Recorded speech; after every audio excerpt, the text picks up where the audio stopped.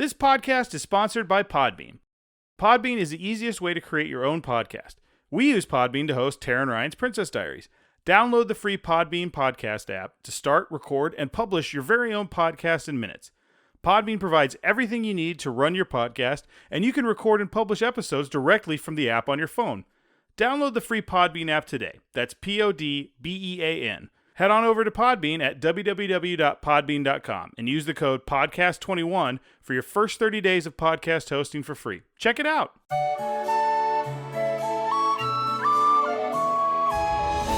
I'm Tara. I'm Ryan. We love Disney movies. So we decided to watch them all, from Snow White to Frozen 2 and beyond. Each episode will watch a different Walt Disney Animated Studios film and tell you all about it. Did we like it? Does it hold up? Who's our favorite hero? Or villain. We'll give you history and fun facts about each movie.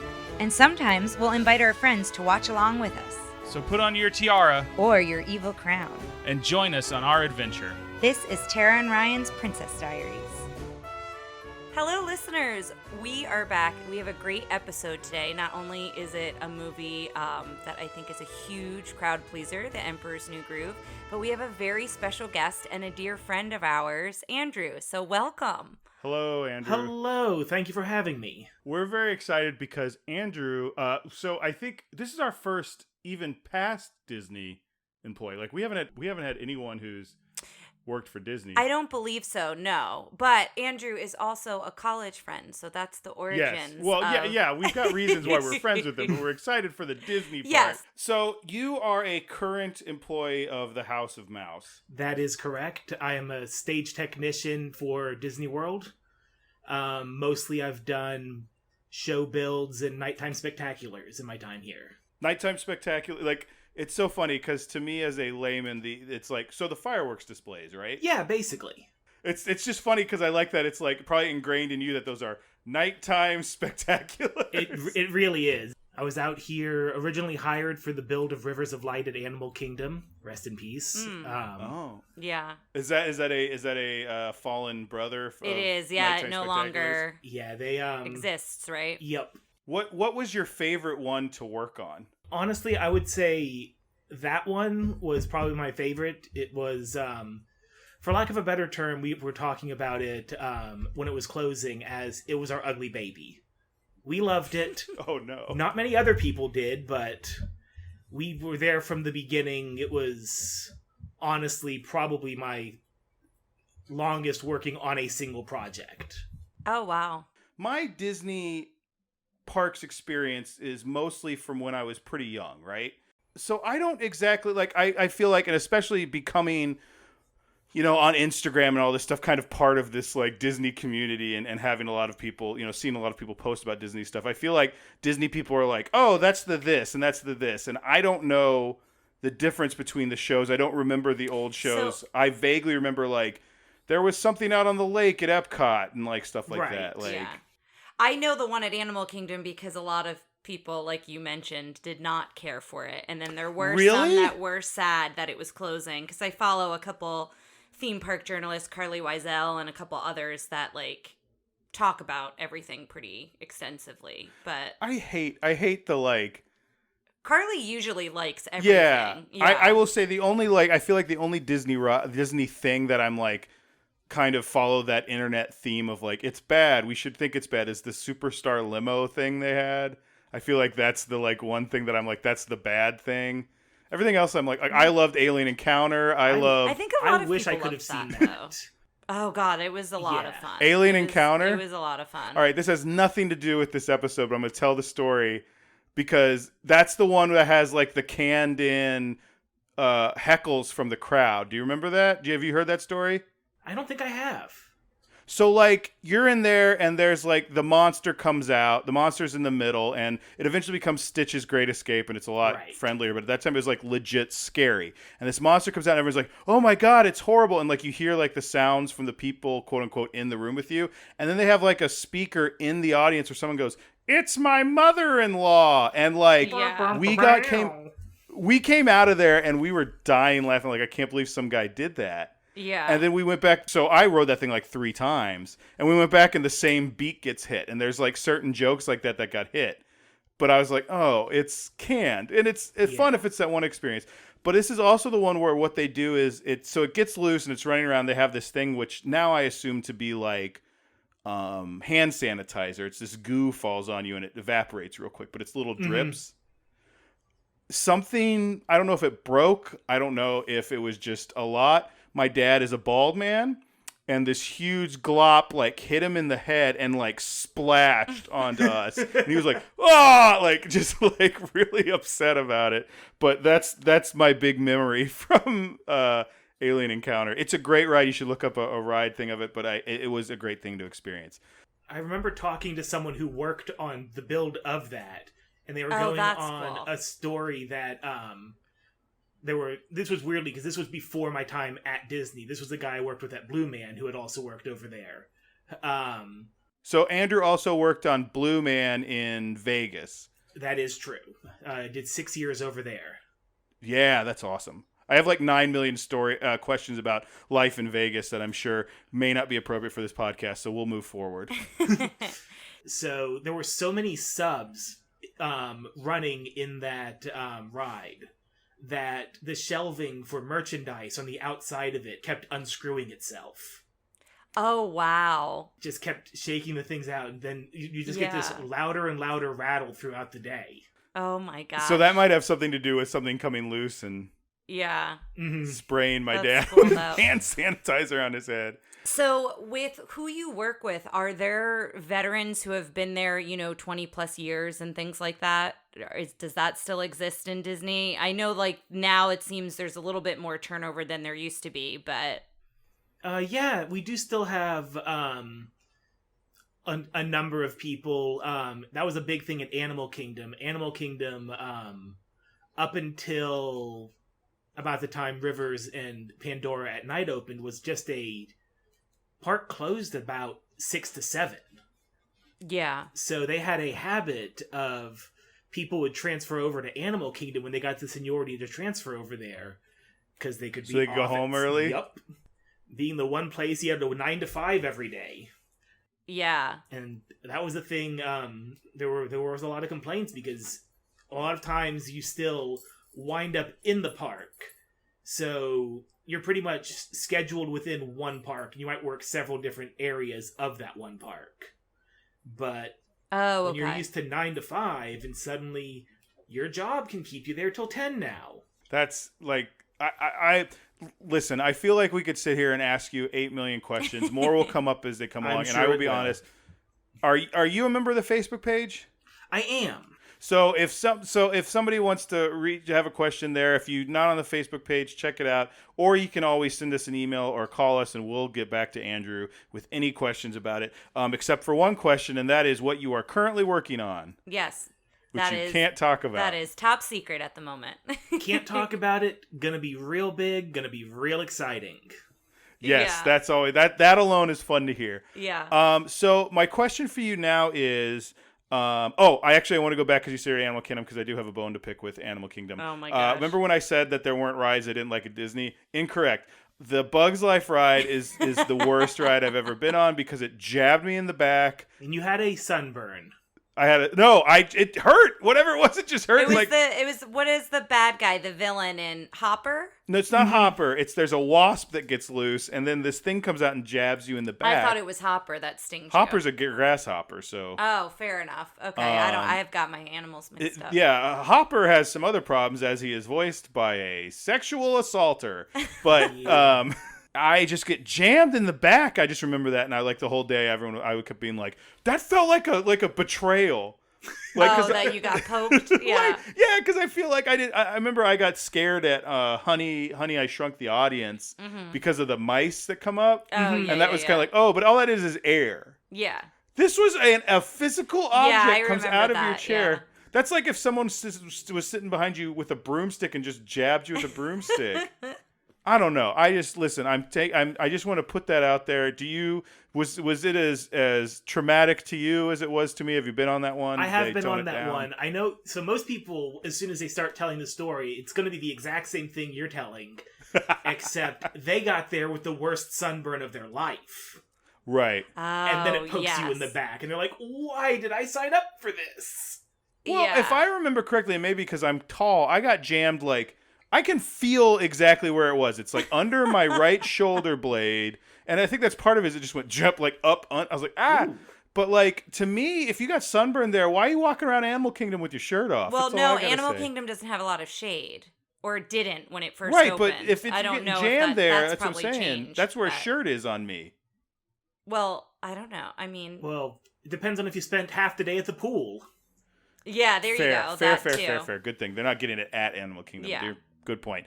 And then we also talked in the last episode about the trauma of Dinosaur the Ride, which was the scariest ride I think I've ever been on. It's probably not true, but I was like, I was an adult when I went on it. Have you been to Disneyland? No, I don't think so. Okay, so the Dinosaur Ride is the exact same track as Indiana Jones. Yes, we talked about that. Okay. But the problem with the Dinosaur Ride is so much of it is in the dark, and then like the lights come on and the Carnotaur is like right there. And we talked about this in the last one, so we'll probably cut this out for the people who already listened to that one. But like, I had a bone to pick with that one. Maybe I simultaneously. Maybe you just have a bone to pick with Animal Kingdom. It sounds like. Well, I want to say that, but also we watched those videos on Disney Plus recently, and you were like looking up how to work at Animal Kingdom. I was like, I want to be one of the animal wranglers. Then I was like, oh, you need like an actual some sort of degree. No, you can't be like loves animals.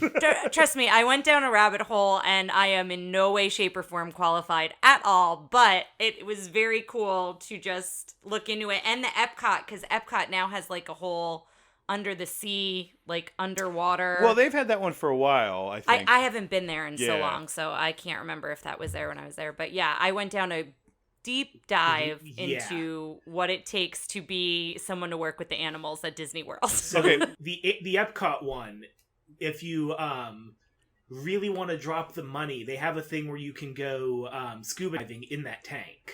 Oh, that's cool. Like, so they have the restaurant around it, but they will put a person in it sometimes. And just like they're swimming around. Yep. Skip ahead a few seconds if you got kids in the room. That seems to me like the worst. Like, I feel like they'd be like, and that's how everyone watched Ryan drown. Like you know what I'm saying? Like I you know.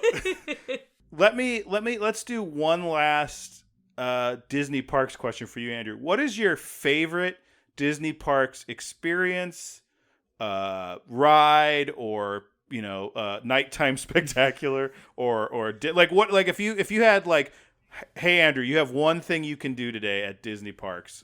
What would you do? Personally, I am such a sucker for the Haunted Mansion. It's a very traditional answer. I'm actually using Haunted Mansion coasters right now. Nice. Perfect. But I think I agree. I think that would be mine. It's a great one, yeah. I would also say that the Jungle Cruise would be a close second.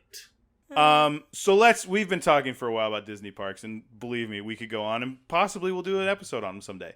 But Emperor's New Groove, that's the movie we're doing today. Yes. Andrew, I know you wanted to do Roger Rabbit, and I'm very sorry about that. Nope, that's perfectly fine. Why was this your second choice? This was actually probably my return to watching Disney movies. I don't think I saw any in a reasonable timeline between, I would say Lion King was probably my last Disney movie for a long time. That was, You were so traumatized by Mufasa's death that you're like, I'm done. I'm out. I was so obnoxious teenager and just too cool for this stuff. Yeah. Yeah. Too cool for school. Yeah. Now, did you see it in the theater, Emperor's New Groove? I did not. Do you remember? I actually... I don't think I did either. I saw it on a band bus. Oh, okay. That's perfect. And I feel like there's got to be a lot of people out there who have that similar thing about certain movies. I am sure a lot of people do. But yeah, that was the first time I'd seen it. I don't think I'd seen a Disney movie in 7-8 years at that point. Yeah, no, it was hysterical. It was great. And it was a great break from the other, 4 movies they watched every single trip. Yeah, what were the ones on y'all's band bus? Ours was basketball. We had this one guy who made us watch basketball over and over again. Oh, I think we talked our band director into putting on Purple Rain. Oh, yeah, you told me about that. And they didn't realize, how... not appropriate it was? Yeah, it is for high schoolers, and then they get to that the part where she's like swimming or whatever. And like not there's fully full-on clothed. nudity Yeah, there's in full on that. I'm not even nudity, thinking and then about they the- like freaked out and turned it off. But Yeah. somehow we talked somebody into putting that on. But I'm trying to remember what else we watched. We watched a ton of stuff. Holy but- Grail was the big one. They watched Rat Race all the time. If you were on the drummer Oh bus, God, I forgot about Rat it was Race. Yeah. just the Blue Devils. Which not Wait. The drum corps. Yeah, drum corps. The drummer Yeah. bus would always So it was, like, just take videos over, of- and it would just be drum corps videos the whole time. Always the Blue That's Devils. so funny. I can't think of anything I'd want to watch less. Like The last one of a memory, just from a band trip, bus trip. It was is Cool Runnings also Disney? It is, isn't it? We yeah. watched Yes. Cool Runnings, Mhm. except we watched the entire movie muted because one parent remembered that they said at one time. Oh my And they wouldn't let us have the gosh. volume Oh my up, but someone had gosh. already picked it, so they just put it on and muted it. Well, love if that Tara movie. had been there, I it know, wouldn't I have been a could have quoted problem. the She whole could have thing. just done the whole movie for I love everybody. that movie. Weird thing. What's your history, Ryan, with this film? I remember growing. Okay, so coming into this one, like I remember kind of I have a weird thing against this movie because I think so many people liked it, and then I don't think it's like classic Disney. Like I don't think it's. I think it's a. After rewatching stuff, I have a different opinion of it. But at the time, I was like, this is just some goofball stuff. This doesn't feel like Disney. This feels more like Warner Brothers. This feels more like, it's not an epic story. It's not this, and the other, which we'll go into a little bit is what their original intention for it was. Yeah. But I kind of, for a long time, like, even now, like, kind of, I'm always like, all right. I like Emperor's New Groove, but, like, calm down. It's not the greatest. Like, be an adult. Think of a real Disney movie you like. Like, We're going to get a lot of hate mail for your... I know, but what I'm this saying comment. is, after watching their intention and what they wanted to do, I think I need to sit back and watch this as, like, a screwball comedy, which was something they It's a wanted to buddy do with comedy, it is. too. It's Yeah. also like that's what it was meant to be. They weren't trying to do something epic, and there's a lot of reasons they tried to do that. Some production issues are why they did it this way. Yeah. And at the end of the day, like, is it funny? Do I enjoy it? Sure. Like, I don't know. I think that's part of it. Is it felt, I think, a little. Again, we're getting into my like too cool for school phase Right. of like Yeah. Disney, and I think some of it was like, this feels pandering, this feels for kids, blah blah blah. But now that I'm like an adult and I don't care about anything, I'm like what people think of me. I'm like, yeah, this is fun. So what I'm hoping is I come out of this one enjoying it a lot more than I have in the past. Yeah. I will say I stand by my statement that Kronk is the worst henchman. Because he becomes a good guy. And I think that's interesting for a henchman storyline. Yeah. But when everyone was like, oh, he's a great henchman. Is he a terrible henchman? He's a great character, but he's a terrible Shouldn't have henchman. insulted his spinach puffs. I know. Hey, That's what did it. I found, this will be out on the Facebook page, I found a Binging for Babish does a recipe for his spinach puffs. Oh, that's Yes. fun. I think Disney recently... Oh, no, it was Kronk did challah bread. That's what it was. Disney's Instagram posted. Oh, yeah. They did Kronk did challah bread, so challah everyone bread for one of said, the Jewish holidays. everyone said, oh, Kronk is Jewish. It's canon now. Yes, I forgot about yeah. that. I don't recall if I saw this in the theater or not. I don't think I did, but I also have memories of us in high school quoting this movie. Like we became like not necessarily obsessed with it, but like it's hilarious. Like there are so many good moments in this movie. So I loved it from moment one. I had a good experience with it from moment one. But we can kind of, I guess, dive in a little bit here if you want. So I've got the troubled history. If you want me to start off with that, it's an interesting one because I just kind of wanted to give a couple facts. Yep. Like it came out in 2000. It got an 86% on Rotten Tomatoes, which we always kind of list that. I think it could be higher because I love this movie. I think say it's a pretty high number comparatively to some other stuff we've done recently. Yeah, I will say that's another thing that like I thought this one was reviewed poorly, and it's reviewed pretty well. Like Yeah. Roger Ebert. It was reviewed pretty well. Yeah, Roger Ebert came out and said, "This is a cartoon," and I mean that in the highest light Yes. possible. Yeah, it had a disappointing at the box office. So Yes. that's, for Disney when they're looking at it. It had $100 million budget, and I read it had a gross of 169.5. That's global. Domestic, which is sometimes how they look at this, was even less than that. Yeah. But when it was released for home media, that's when it became huge. So that next year, 2001, it kind of started getting this cult following, and also just, more people were interested in it, and it was the best-selling DVD of 2001. Yes. Which I thought was cool. And then the only other fact before you dive into, kind of the challenges with this film, it was nominated for an Academy Award for Best Original Song, My Funny Friend and Me. But what's interesting is it's a song that Sting wrote. You're going to go into everything with Sting. But it's not, there was a music video for it, but I don't believe the song ever appears anywhere in the film. I don't know if maybe it's in the credits, I believe. Yeah. It's the end credits. Yeah, so I distinctly remember this movie having a da-da-da-da-da-da, wah, oh, Sting song. Yeah, real, it goes from, super, hammy to, it really doesn't fit with the rest of it. Well, because he wrote an entire album's worth of songs. He wrote, 8 songs for this that didn't make it. So I'll go into that in just a sec. We talked about this last time, but the top 3, with Dinosaur, but the top 3 movies that year, Mission Impossible 2, Gladiator, and Castaway. So good year. Yeah, it was a good year. Well, right after that is What Women Want, Dinosaur, and How the Grinch Stole Christmas. So the Jim Carrey one? The Jim Carrey one that you and I watched, and we were like, this makes me sad for Christmas. It does not hold up. It's a lot of screaming. And a lot of very jokes that were topical at the time that weren't even necessarily super funny at the time. It just feels mean. And I know everyone's like, the Grinch is mean, but the Grinch in the Grinch is the Grinch in the original. Anyway, listen, we could do a whole thing on the Grinch. Oh my goodness. But so to tell the story of this, I'm actually going to go back to The Lion King for a little bit. Yeah, that's fine. Because originally, and I don't know if we talked about this in our Lion King, did you know that originally there was a whole version of The Lion King that was mostly supposed to feel more like a nature documentary called The King of the Jungle? I can't remember if we talked about that. We might have talked about that, but that was a big thing where they started pitching that and it didn't go well. And so they brought in Roger Allers, I think, to come in and kind of help rewrite that and make it more musical. And he ended up being the writer, director, all that. I think there were 2 directors. But going through that, and that was a big thing for him, is he came out and helped save The Lion King, which ended up being, The Lion King. Yeah. So eventually, Disney was kind of go do, what's your next project? And he pitched an idea that was supposed to be a version of Mark Twain's The Prince and the Pauper, but set in quote-unquote Incan civilization, but it was more of just a fictionalized version of South American history. Mm-hmm. Right. Called Kingdom of the Sun. Yeah, and I read that development began in 1994. Yes, so this was early 90s. So he was given almost complete freedom from Eisner to go ahead on everything. So he wrote this story about the greedy Emperor Manco, and he finds his identical peasant named Pacha.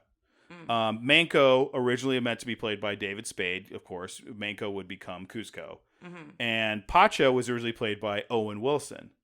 Yes, I did read that. Yeah. So they've got lines, and I saw some things where it's them, and it's I'll post this all where it's all the original art that they have of that, where they kind of pencil sketched a bunch of those scenes. But And it's interesting that you said David Spade was the original for Cusco, because I had other ones that were also considered for him. He might have been not originally the idea, but he recorded stuff as Manco. And then they moved him over. I read Chris Tucker, Michael J. Fox, and Rowan Atkinson were all considered. Those are 3 very extremely different actors. Yeah. And then that is it's pretty varied. And then the other one, before you go back into your history here, Barbra Streisand was the original choice for Yzma. Isn't that nuts? Yeah, which I'm so glad it was Eartha Kitt. Listen, it just would have been. Barbara's great, but I need everyone. very different. I need everyone to realize that there's going to be a lot of gushing over Eartha Kitt in this episode from this side, probably from both sides. But yeah, Yzma was the originally also in it as Eartha Kitt. Eartha Kitt and David Spade are the only voices when they switch to Emperor's New Groove that moved over. Interesting. So Yzma her thing was she wanted to summon Supe, the god of death, to destroy the sun so she'd live forever, because her character was a mortician's daughter who had learned the secret of long life, and she was, I think, blaming the sun for her wrinkles and stuff. So I think that's some of why, like, now there's a lot of jokes about her wrinkles and old age in the new one, because I think that held over, because they showed some original line drives for her, and I gotta be honest, cartoon crush on original version of Yzma, because it was A, drawn by Andreas Deja, and B, looked a lot more like Eartha Kitt. There was a lot more of the original kind of Disney style. As you can see from seeing this movie, there's a new kind of animation style, like a specific style to it that's a little more cartoony. So I literally wrote, Yzma looked way hotter in the original. So they, usual stuff. They went to Peru, they went to Machu Picchu and took pictures of the stuff there way back in the 90s. Some other voices that they had where Harvey Fierstein was like a little Incan idol that ran around and talked to everybody.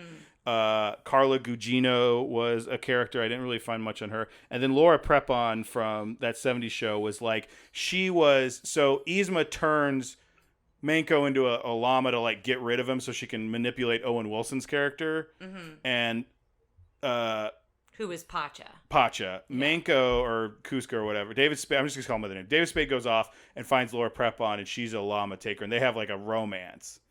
So it was originally going to be like much darker and not darker, but more epic and more serious. I read it was supposed to be a musical epic was the term that I read. So another thing that happened, so now you can jump in anytime you want. I've got like this whole thing. Yeah, that's fine. So Sting, they get Sting to do the music because... So I had read that Roger Allers recruited Sting to write some of the music. So that was like his choice. Well, that was like he's like, well, we had Elton John for this one, let's get Sting. Yeah. And Sting took it thinking he was going to be doing a musical epic. Yes.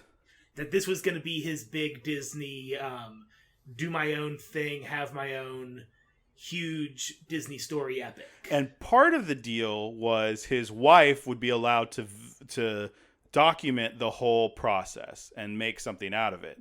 Now, at the time, they didn't know everything that was going to happen with this. Now, is his wife a documentarian, like... I mean, in so much that a filmmaker. I didn't really dive into it. It doesn't matter if she is or not. I'm just curious. She is, because she made The Sweatbox, which is the story of this, which is called The Sweatbox because they didn't have air conditioning in the room where they did a lot of the work on this. Now, you've seen The Sweatbox, Andrew. Yes. Do you want to dive into a little bit of that? It's hard. It's not hard to find, but it's not readily available because it was owned by Disney. So Disney went, when everything kind of turned south, they went, we'll never release this. They had to release it originally at a few festivals. Sundance and I think one other was contractually, it had to be played. I think it actually won some awards at Sundance the year it came out.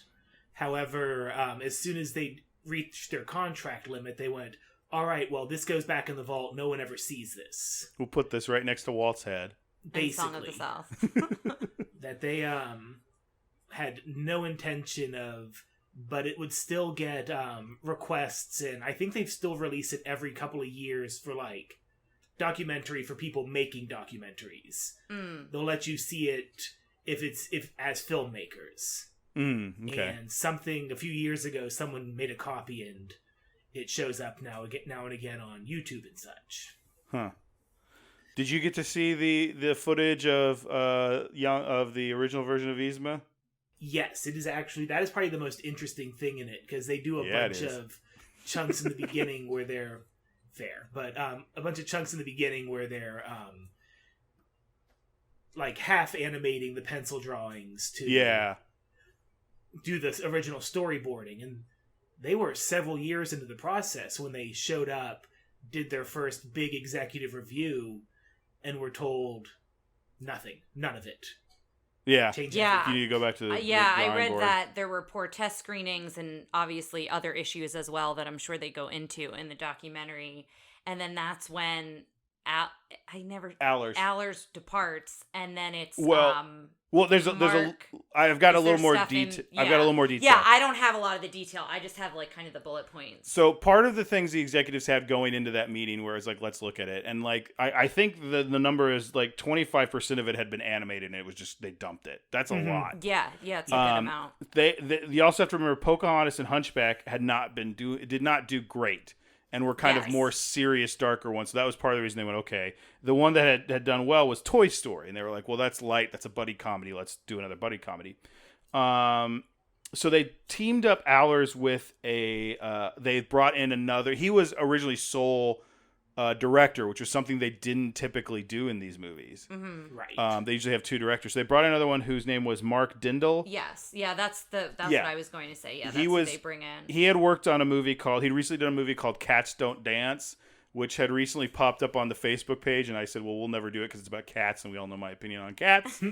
But maybe we'll do it now because one of the things they said, it was a very funny, it felt like an old musical, and like this is the most I've ever heard about Cats Don't Dance. It sounded interesting, but he was supposed to come in. He had worked at Disney for a while. He'd done visual effects for a long time. Mm-hmm. He'd done it on Fox and the Hound, Black Cauldron, Mickey's Christmas Carol, Great Mouse Detectives. So he was connected with Disney. Yes. Yeah. He had left. He'd done Little Mermaid actually with Roger Allers. Okay. So he came back and he was like, well, let's do all these funny scenes. And then what they found when they incorporate all these scenes it was like very serious something goofy comic scene, very very serious goofy comic scene, and they showed them to some test audiences, and the audiences really connected with the funny. They're like, these are really funny. They have a big thing because it's easy to have a reaction to comedy. You laugh. Right. We know how to react to comedy. Yeah, exactly. Reacting to like epic drama is like, oh yes. Well, and everyone's going to react a little bit differently to a more complex storyline. Yeah. So eventually they start saying push it more in this direction, and there's a lot of stuff from the writers. The animators were like, it was weird because we had two different directions to go in. So eventually Allers leaves. He says, this isn't going to happen the way I want it to, so I'm going to go ahead and leave. And Disney, because he was like, I want a 6-month extension. They're like, no. And then he leaves, and ironically, they give Mark Dindal a 6-month extension. And while they're trying to figure stuff out, a lot of those animators go and they work on Fantasia 2000's Rhapsody in Blue. Am I taking a ton of your stuff? No, you're not taking any of my stuff. I'm just kind of glancing at stuff. They go work on Rhapsody in Blue. And Andreas Deja says, I don't want to work on Yzma anymore. And he goes and works on Lilo for Lilo and Stitch, which we will go into. Lilo and Stitch becomes a very big hit for them, but we'll go into that in a little bit. They lose the epic, the musical, the romance, and 6 months later, they bring everyone back in and they start up again on what's the new one. And it comes and goes very quickly. They actually switch it with Dinosaur. Dinosaur gets pushed up to the summer, so Dinosaur has to push harder, and it gets moved back to like It was December when this one came out. Yeah. Mm-hmm. Well, the other thing when you were saying about they didn't want to give a 6-month extension, then they turned around and did that. There was something similar with that opening song. They wanted Sting to sing the opening number, and he said he's too old. So they got Tom Jones, and Tom Jones is 11 years older than Sting. He said, I want someone younger than me. And they go, how about Tom Jones? He's like, no. Yeah. So the other thing that happened is with Sting is, did you know the thing about the end of the movie? I don't think so. No. So the original ending was Cusco gets everything and then goes, okay, you're right. I'm not going to build Cusco Mania or whatever it's called. What's it called? Cusconia? I don't remember now. It's I can picture what it looks like. Yeah, Cusco Land. He goes, I'm not going to build Cusco Land here. I'll build it one hill over. Yeah, one hill over, yeah. And then, well, that's not how it ends. Yeah. Like, they goes, I'll build a hill, and there's a huge, the whole amusement park's there, and he invites everyone over, and they go on the water slide. And Sting wrote this big note to the whole company that said, this is inappropriate. You can't do this. Cusco's learned nothing from this experience. I have spent 20 years fighting for the rights of indigenous people, and you can't have it end by he's still going to bulldoze part of their land and just build something there. Good for and Sting. So that's why he is now just has a little house next to Pacha, Pacha's and house. they go and they just swim. Yeah. Like, that's all stuff that they wanted to do, but they're like, well, we won't make it a water slide. We'll make it just the river nearby. Well, good for somebody standing up for Disney, because nobody did that with Pocahontas. Yeah. So. Yeah. I had a lot of thoughts about what we said with Pocahontas. About this feels like, I mean, for one, they're doing something with Incan culture, which is a culture that is ancient and doesn't exist anymore. Yeah. Like, there's different stuff there, but at the same time, like, they said it, and it's all in Incan culture, and it's all like kind of, with what we talked about with Pocahontas, about maybe they should have done something more from the folklore of those people than the versus, actual like, history. The actual story, yeah. And because they didn't portray the actual story correctly. Right. Well, and speaking of kind of the Incas, I do have just a couple of facts on that. I read that Cusco was named after an ancient capital of the Incas, but it was spelled Cuzco instead of with the K, which is how his name is spelled in the Disney film.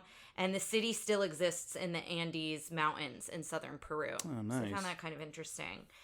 And then I've got another, Pacha's name means earth in Incan language. So I read that as well. So those were kind of two connecting things. Did you read about what Pacha's wife's name is? Chicha? No, I did not. So Chicha, the first pregnant woman in Disney animation. Yeah. Chicha is a South American like drink. It's like it's a old like distilled alcoholic drink. One. You know Chicha? Yes. It's like a weird corn drink. Yeah, it's traditionally you chew the corn. Oh, and then interesting. You spit it back into the drink. vessel. Oh, and then that distills, and then you drink that later. But it's all the women sit around and chew corn. Your saliva is what breaks down the corn. Oh my goodness. So each person just chews it, and they just kind of spit it into a bucket, add some water, and let that ferment. Now, how do you know about this? Because I have a feeling I might be the same way I know about this. Is it Dogfish Head? Yes, it was the guy from Dogfish Head. He had that show for like a cup of coffee. Hot second. Yeah, where it was like 6 episodes where he did a show about brewing beer, and he went down there and did that. That's really I knew cool. Dogfish Head is an ale house. There's an ale house in Gaithersburg where we used to live, and I think that's the one time Andrew and I have met in person. That's the one time we have met. That is in person. Yes, yeah, and Dogfish Head, just. A few years ago, I went to the Great American Beer Festival with Steve. Oh yeah. And they Trumpet had Steve? their chicha. Yes, Trumpet Steve. And Dogfish Head had their chicha on display there. They remade it. Oh, wow. And so I actually tried it over there. How was it? Kind of like a weak sour. Yeah. Huh. That's really cool. Yeah. I have just another fact talking about when you said that Disney had the rights to that documentary. Yes. Disney also took the rights of something else, which I thought was really interesting. And I don't know that I'm going to say his last name right. Patrick Warburton. I knew I wasn't going to say that right. Patrick Warburton improvised when Kronk hummed his own theme song when he's carrying Cusco in the bag towards the beginning when he kidnaps him. Disney's legal department had him sign the rights to the humming composition over to them, which I just thought was so wild. I mean, it makes sense, that sounds I guess. right. That tracks. Yeah, it totally tracks, but I was like, oh man. David Spade has a low blood sugar joke in the movie, and apparently has low blood sugar issues in real life. So I read a fact that said he was diabetic, but I could not confirm that anywhere else. So I don't think that is true. And I know low blood sugar doesn't mean you're diabetic. No, but I read a specific fact that said David Spade is diabetic, but then I couldn't confirm it anywhere else. So I don't know that that's accurate. Andrew, have you ever seen the Kronk, Cusco, or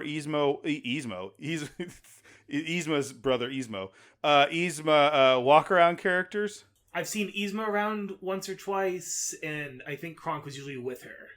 They come out for the villain stuff, Halloween probably. stuff, Yeah, they were in... Oh, gosh, I can't remember the name of it. But the one, like, big villain show where they included a lot of different villains. Yep. And now I can't remember what it was, but... Did either of you guys play the PlayStation 1 Emperor's New Groove game? No, I didn't know it existed. It included a part where it's a first-person llama spitting Oh my gosh, level. I love that. Where you're spitting I love that so much. I just have a couple things to look out for when we're watching the movie. I read something that when the pieces of the bridge fall in the river, apparently the letters of the word can be seen falling. Well, now you have to spell it out because I have to quack that out. the letters D-A-M-N yes, are apparently spelled out. So that's something to look for. Because when they hear it and they hear the quack, they'll be like, "Oh my God, what does it spell?" Yeah, what it's does very it spell out? innocuous. Yeah. In the dinner scene, when Kronk lights candles, the candle holder, it's a small figure. That apparently was a character from the early version. That was the little Inca guy that ran around, voiced by Harvey Fierstein. Yeah, and he was the advisor to the Emperor, I think. Yes. It was just where he's like, "Oh, don't listen to me," and he does the whole Harvey Fierstein voice.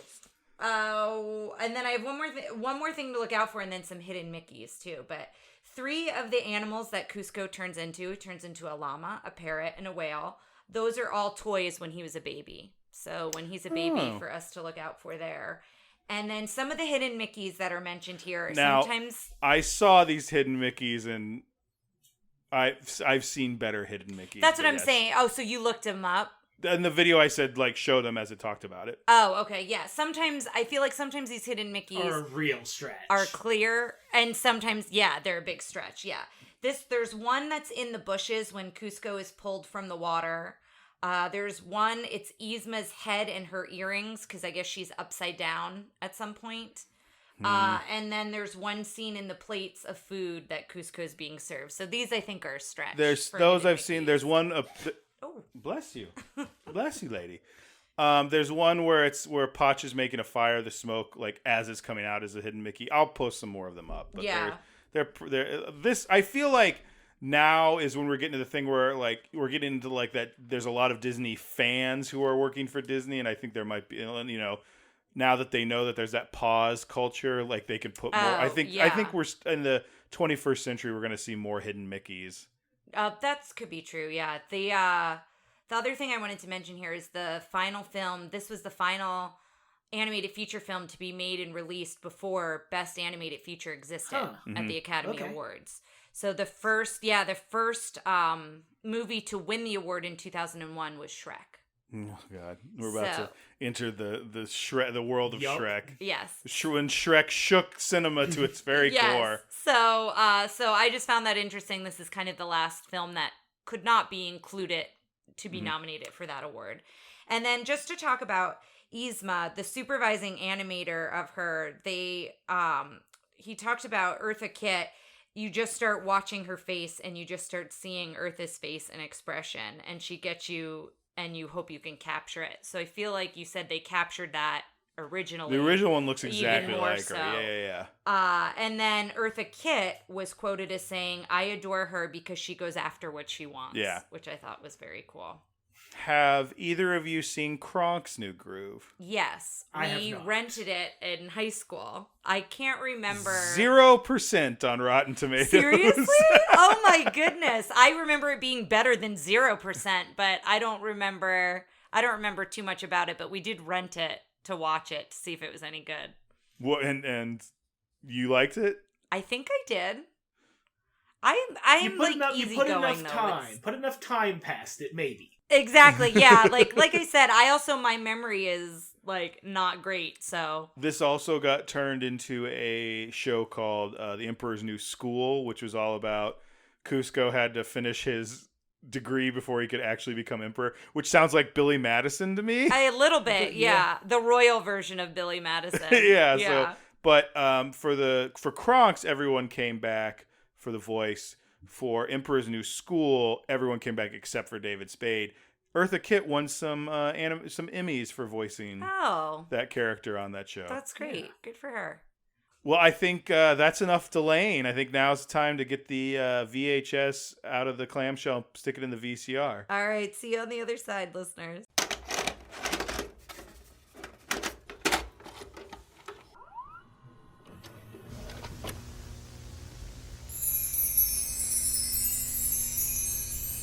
Okay, guys, we're back. I'm going to go ahead and go on record and say I like that movie. I feel like Tara made a comment when we were coming out that I sounded like I was against it. I want to make sure people understand. I think what I was trying to say was teenage Ryan was like, this movie for kids, blah, blah, blah. I don't know. You're too cool for it. Which is funny because I feel like, and I said this during the thing, this feels like Disney is trying to do Warner Brothers. This is a Warner Brothers cartoon as made by Disney that takes place in ancient Incan Empire. I mean, you're not wrong, though. That really is a good description of the feel, especially when you get into that third act. Yeah. Because I don't think they're really treating Yzma as a like Wile E. Coyote character, which I think was a little weird for me because I think she's an older woman, so to me, I was like, "Oh, that poor old woman," as she's getting like thrown into. Yeah, but then look at how nimble she was when she went and jumped rope with. Yes, she's a cartoon, and they treat her that way. But I think I had some real issues with that, and then the way they portrayed her, like. Remember when I said, like, look at her spine? Her spine was real rickety, and she's I think that, like, adds to how good her design is, which we'll get into later. It kind of gave her a little bit of go-away to me. Yeah. But, yeah, so what did you guys think? I mean, I know both of you said you liked it going into it. Yeah, I was just as good as I remember it. I mean, I was laughing throughout the whole thing. Mm-hmm. There are some lines I definitely remembered and quoted, and, yeah, I loved it. Yeah, both of you guys were quoting lines. Yeah. It was hard not to. It is. I still agree. I see. I came from the exact opposite. I think of you, where this was the one where you were too cool for school when you saw it. This was the first one where I saw something coming back out of, just thinking things were cringe because I was a stupid teenager, and it still was. But we came into this, and I don't know. It was just a lot more fun than other things they've done. I think I thought it was a little. And it is. It's very anachronistic in its descriptions of stuff. Like there's a scene where the kid's flat out buffering the floor to make Yzma slip. But that feels more cartoony. I don't know. I think with the aspect of time, it feels less like... Because I saw it after Shrek. And Shrek is kind of that line for me where cartoons start being like... Oh, hey, we're going to throw Smash Mouth into this because Smash Mouth is something the kids like. I thought of this as one of those movies where it's like...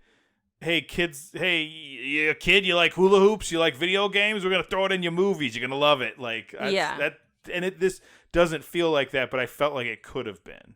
I see. Yeah, I guess I see that point. I mean, it wasn't that. Yes, I think that's what I thought it was when I was a kid, when I was Mm-hmm. younger, and I was just like, I don't know. But I what I could tell you is now I really liked it. There's parts of it that you saw. I legitimately laughed out loud like a few times at that stuff. There's that like. The third part of 4 where I just don't remember like them from the diner to getting back to the castle. I don't really remember very well. I don't know. And that was fun for me because there's a lot of meta stuff in this. Absolutely. I also think this had like it felt like Deadpool in a lot of ways. Yeah. Like where like Deadpool's like talking to like Cusco's talking to the audience, and then Cusco the narrator has a different journey than Cusco the character does. Like Cusco the narrator doesn't learn anything, but Cusco the character actually does. Mm-hmm. I just thought that was interesting. And the part with the map where they're like looking down and their lines are showing. Yeah. And by all rights, it just doesn't make sense how we got here. Yeah. Yeah, like they're I just love like, that they call that out. Yeah, they're like, don't worry about it. Like here we are at the finale and we needed to get to the finale. I feel like I was actually reading or watching the documentary and reading up on a little bit of the troubles with it. It's surprising going back at how cohesive the movie actually is.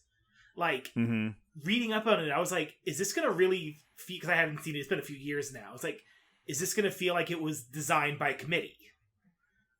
Because a lot of the stuff in the story was. Yeah, but I think that also, like, I think Mike Durndal or whatever, I forgot his name already, the second director, like, kind of coming in had an idea of what they wanted out of it, too. So I think he was able to have a focused vision.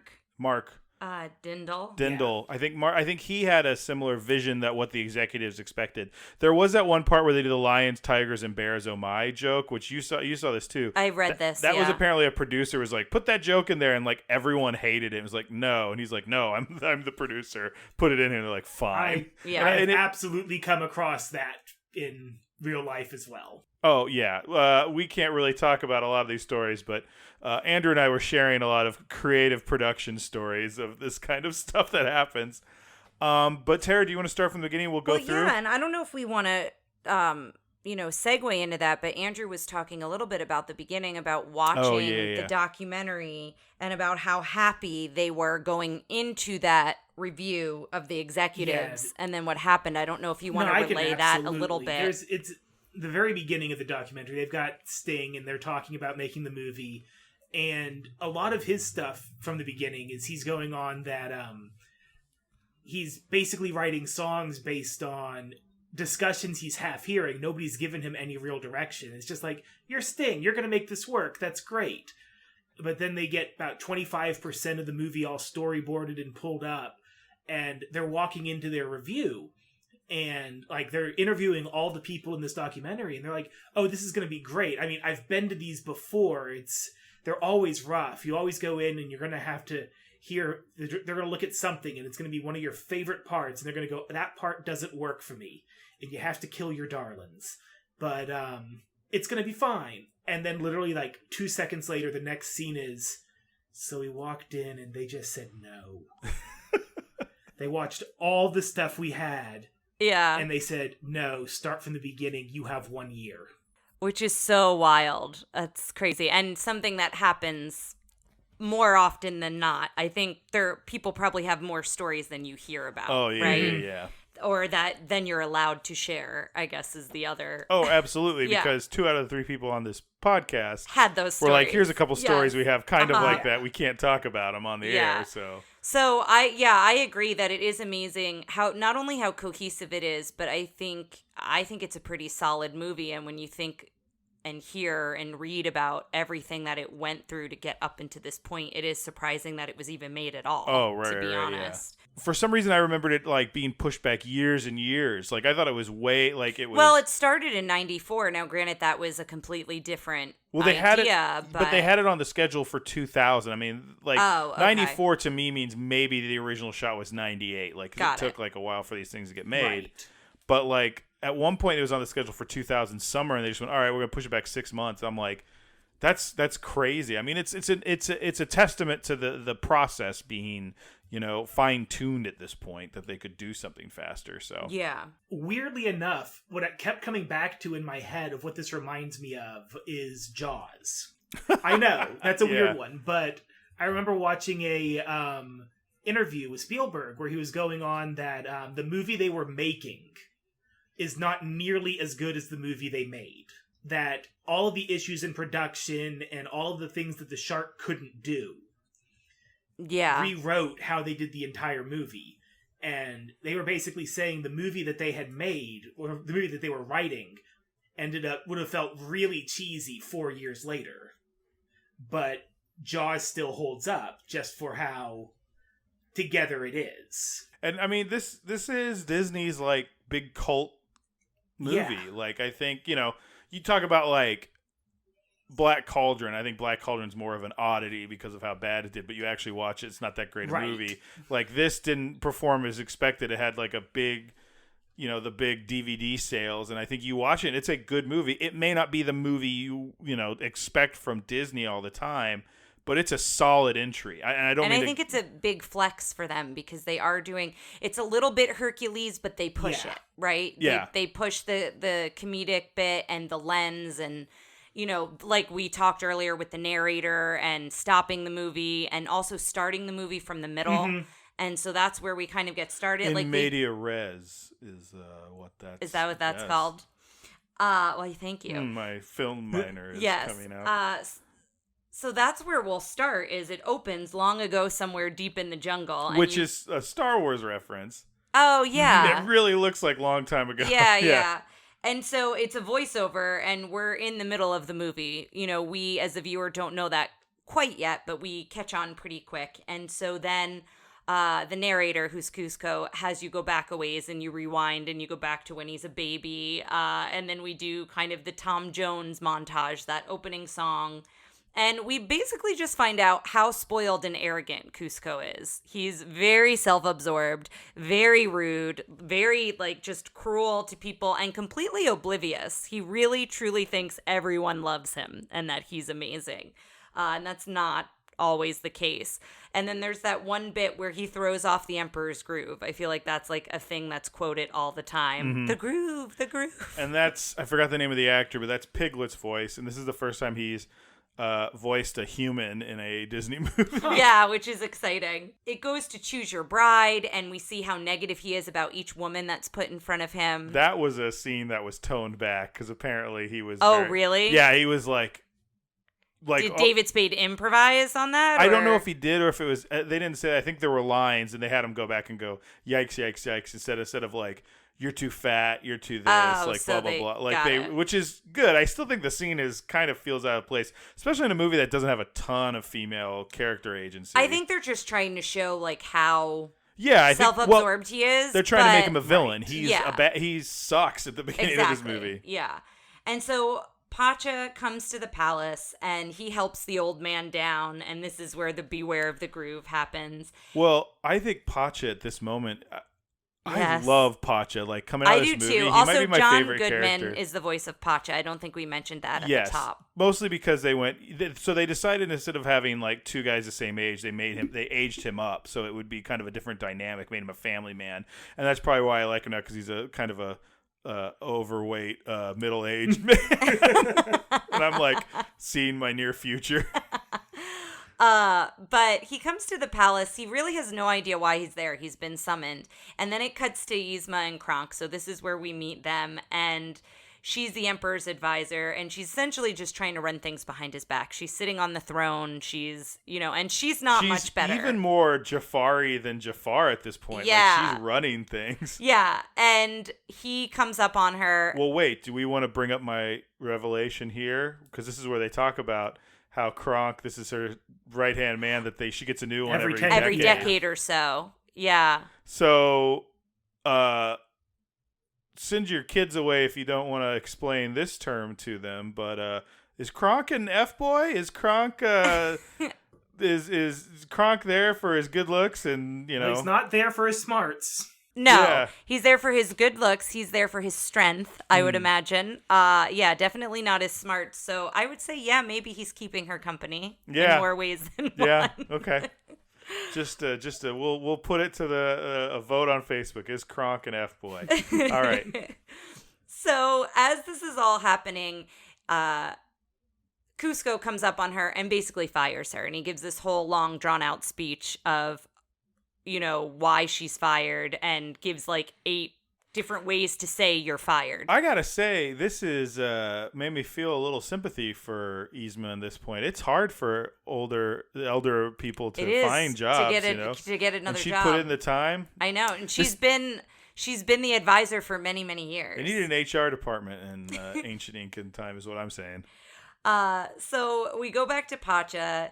And he realizes that there's a whole model of his village, and the families lived there for the last 6 generations. And we find out that Cusco wants to build Cuscotopia, his summer house, as a birthday gift to him on his land, and the town will be destroyed. And I love that even here Pacha tries to speak up.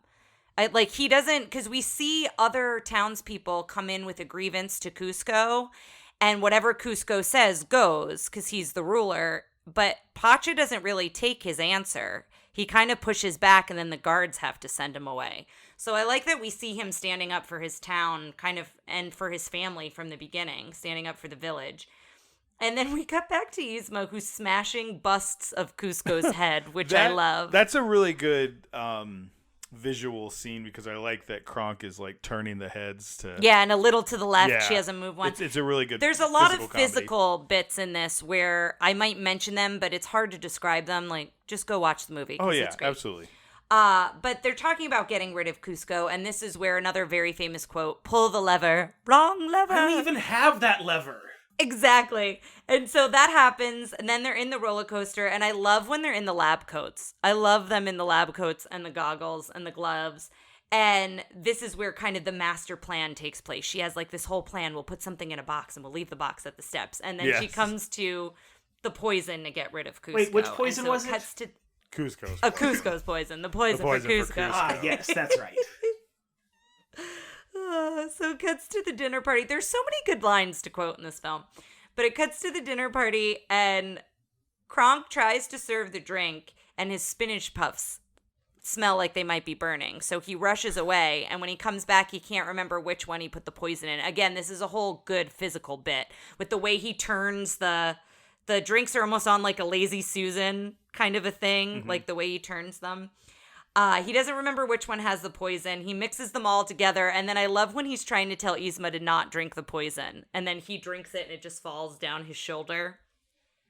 So when she pours it into the bush, I forgot to point this out, but if you look at when it comes back to the bush looks like a llama. I looked at it. I didn't really see it like a llama, but I read that too. I'll send the picture. I've seen the picture. Have you seen the still? It might just happen quick, but it just looks like there's like a bend at the top and a little bud that looks like an eye. Yeah, but there are llama sightings throughout this film. In the very beginning, when Cusco's brushing his hair, it's a gold llama comb. So llamas come back and forth throughout. Well, I feel like they're a big part of the culture in that area, like, or the landscape. Well, at least in Pacha's village, which we find out that he grows all the crops for the palace. So, he drinks the drink and passes out. They think he's dead, and then he wakes. He kind of like comes to and starts changing as a llama slowly, which I think that's another really great comedic bit. That he doesn't change into a llama right away. It's like first his ears, then it's his neck, and it like keeps going from there, and he has no idea he's changed. And this is another physical bit where Yzma's trying to tell Kronk to hit him on the head, and she's got the broccoli. Hit him on the head. I didn't know what she meant at first. I was like, why is she doing that with her broccoli? She's like, plump, plump. I'm like, that's weird. And so, who is it who wants dessert? Is it Kronk, who he's really disappointed? He's disappointed they're not going to be able to eat, and then she's like, well, maybe just dessert, and she's like, well, yes, we have time for dessert. He's like, coffee? He's like, okay, a coffee. A cup of coffee. And then, send him. So this is the theme song, where he's humming the theme song. He's got Cusco in the bag. Could either of you guys do that theme song? Like, it's not as enough of a tune to be memorable. Like, only the part where he pauses and he's like da, da, like where he doesn't think they can see him, but they totally can. Are looking right at him, and then the like statues behind him are like pointing at where he was. Like, it's so ridiculous.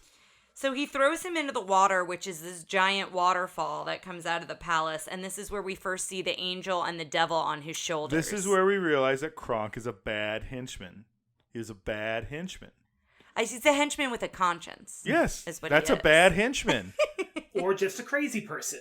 Yeah, either one, because we do find out later that no one else can see the angel and the devil but Kronk. Right. We see and that it's not that on. it happens in, like, instant time. He has a real-time conversation with him. Yes. Do you know what that reminds me of, which is totally inappropriate, but do you remember Jay and Silent Bob, where, like, a devil pops up and tells him to do something, and then another one pops up, and he's like, bet you thought this is where the angel's supposed to show up. Oh, yeah. And then the angel finally shows up, and he's, like, beat up. Yes, yeah. So the angel's making him feel bad for doing it, and at the last moment, he saves Cusco, and he winds up kind of falling down all of these stairs, trying to figure out what to do with Cusco. Pacha's headed home at the same time. The bag lands on Pacha's cart, and Kronk loses him in the crowd, in kind of the marketplace area, I guess you'd call it. So it's can we talk about how long that walk was that Cusco summoned him? It just shows what a jerk Cusco is, that he summons Pacha for that one question, his way home is so long. We see him go home.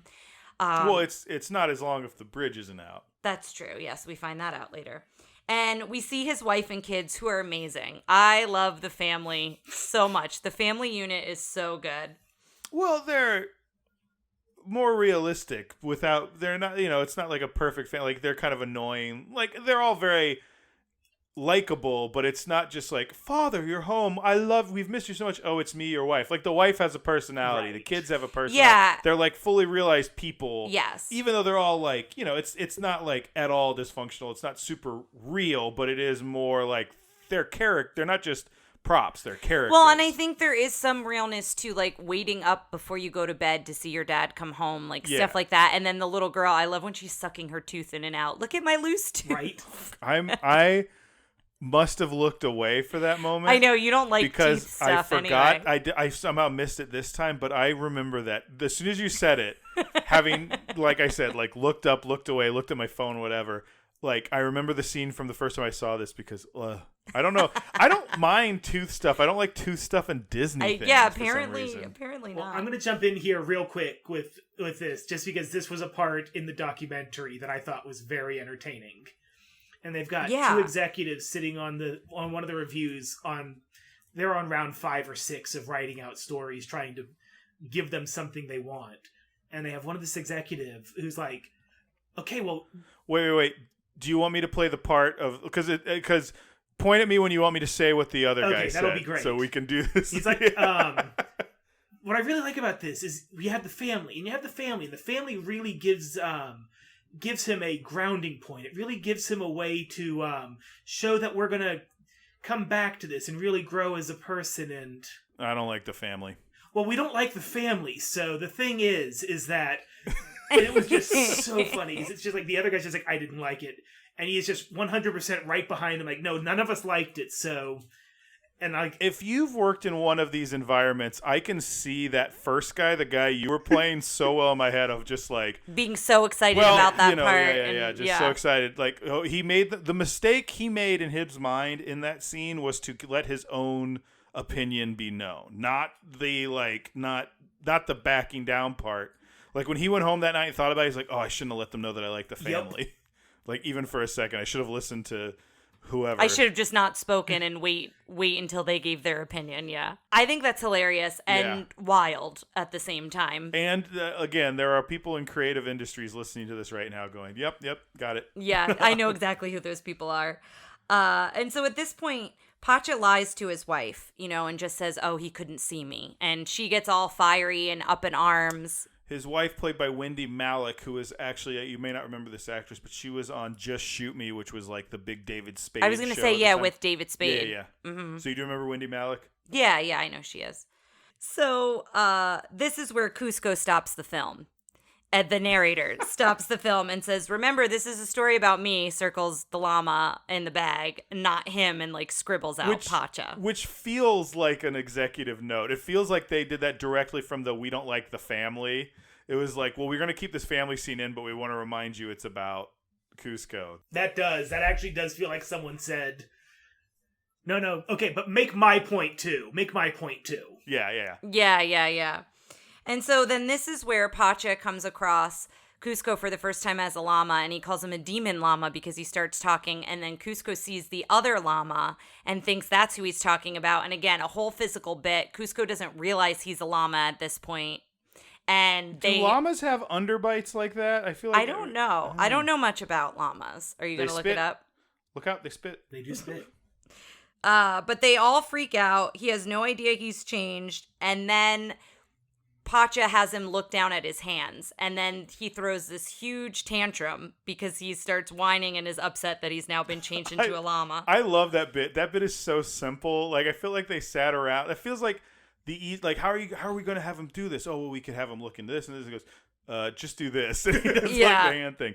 So all the pictures of llamas, I put llama underbite, and there's like so many pictures of them. Okay, so the answer is yes. But I do want to say, as I typed that, the first Google autocorrect was llama underwear, which I'm going to look up now, and we may not talk about. Probably just little llamas, like little llamas on underwear. Or it's crocheted. It's actually really cute, but it's like... Yeah, I feel like I have a llama koozie. Well, it's okay, so I'm going to show you the picture, and then I'm going to show you the picture on the model. The picture by itself looks cute. The picture on the model looks a little upsetting. So there's the picture. Can you see that? Yep. Okay, yeah. That's what I pictured. Yeah. Okay, and then here it is on the model. Oh, man. This is very beefy man with a llama right on his... So instead of tiny little llamas as a print, it's one giant llama face. Yeah. Anyway. Okay. Sorry. All right, no worries. So this is where Pacha starts to negotiate. He's like, I will take you back to the palace, but you have to build your summer home somewhere else. And then it cuts to... I think it cuts back to... What's his name alone, doesn't it? He goes, no, yeah, because he goes, no, that's what it jungle. is. Yeah, so he runs off. This is the whole scene where, like, he throws it at the squirrel. The squirrel is like, I would like to give you an acorn, and he like throws it at him, like just too mean. And then the squirrel, he falls in with the jaguars, and the jaguars are all asleep, and the squirrel reappears. yes. Sorry, I was interpreting my notes. The squirrel reappears and pulls a balloon out and blows a balloon and makes a llama. And has a pin and pops it. Yeah, and he's like, and I just remember that very distinctly because this squirrel's like, it's so funny how he does it. And that's really, the squirrel was put in like, I read something, I wish I taken this note down, but the squirrel was like, they wrote him in as a joke, or not as a joke, but like, well, we could do something like this, and everyone loved him, and they kept putting the squirrel back in. The squirrel's great, and the call back to him coming back and like interacting with Kronk and Yzma, it's so good later on. Yes. But he pops it, they don't wake up, and then Cusco laughs at him, but it's really loud. He's like, ha! And then that's how they all wake up, and then they all chase him out to the edge of a cliff, and then we hear Pacha with a Tarzan yell. Yes. Comes swinging in to save him. I just want to point out that I won the you best did? Tarzan Who yell. voted? How many There's a few people who voted voted, for and you? I saw my name was... Well, we can double check real quick. Okay. We did a Facebook poll because on the Tarzan episode, which just came out, we all tried a Tarzan yell. Mine was awful. I'm not surprised I didn't win. I thought yours was great. Everything you do is perfect. Well answered. Yes. So I have a memory from Disney, from being in the parks when I was much, much younger, and getting stuck on the Great Movie Ride. Oh, and no. So was it at the George...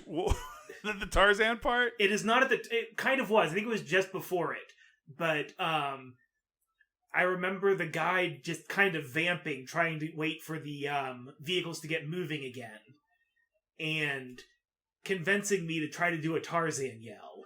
And it just being the worst, weakest thing I've ever done in my life. Well, and just on the spot like that, like in a group of strangers, like that's a lot of pressure. Listen, we all felt a lot of pressure, and it was the three of us. And it was, around. And we know the guest very well. Like it's somebody who we hang out with somewhat regularly. Bree won, by the way. She did. Yes. Hers was good. So they wind up. He swings. He misses him. Then he catches him. But then the rope wraps around this giant tree branch/tree trunk. And they're both tied to the tree, and then that snaps. They fall into the water, and they're in this rushing water. And I love this whole back and forth, too, where Pacha's like, oh, no. And Cusco's like, giant waterfall? Yep. Sharp rocks at the bottom? Yep. Bring it on. I love it. And then they fall into the water. Cusco's passed out. Pacha goes to give him mouth to mouth, and then he wakes up, of course, right as that's happening. Yes, I like the physicality of that scene where he like opens his mouth and then the tongue like just like falls out. Yeah, there's so many good bits, and then he calls it the kiss of life. And then it immediately pans to him gargling. Yes. And so then they're trying to get warm. They're wet. It's dark now. Pacha tries to light a fire several times. The first time Cusco shakes, and the water that he shakes off puts out the fire. Then Pacha's, I guess, is it a poncho? What would you call? It's a poncho. It's a poncho. Because I thought his name was Poncho for a long time, I think. Yeah. So his green poncho is hanging to dry. Cusco uses that to dry himself off and then throws that, and that smothers the fire again. Yes. He also spits on it. Yes. Were you keyed in on the fire stuff because of all of our watching Survivor lately? We're like, fire is important. Yeah, fire is so important.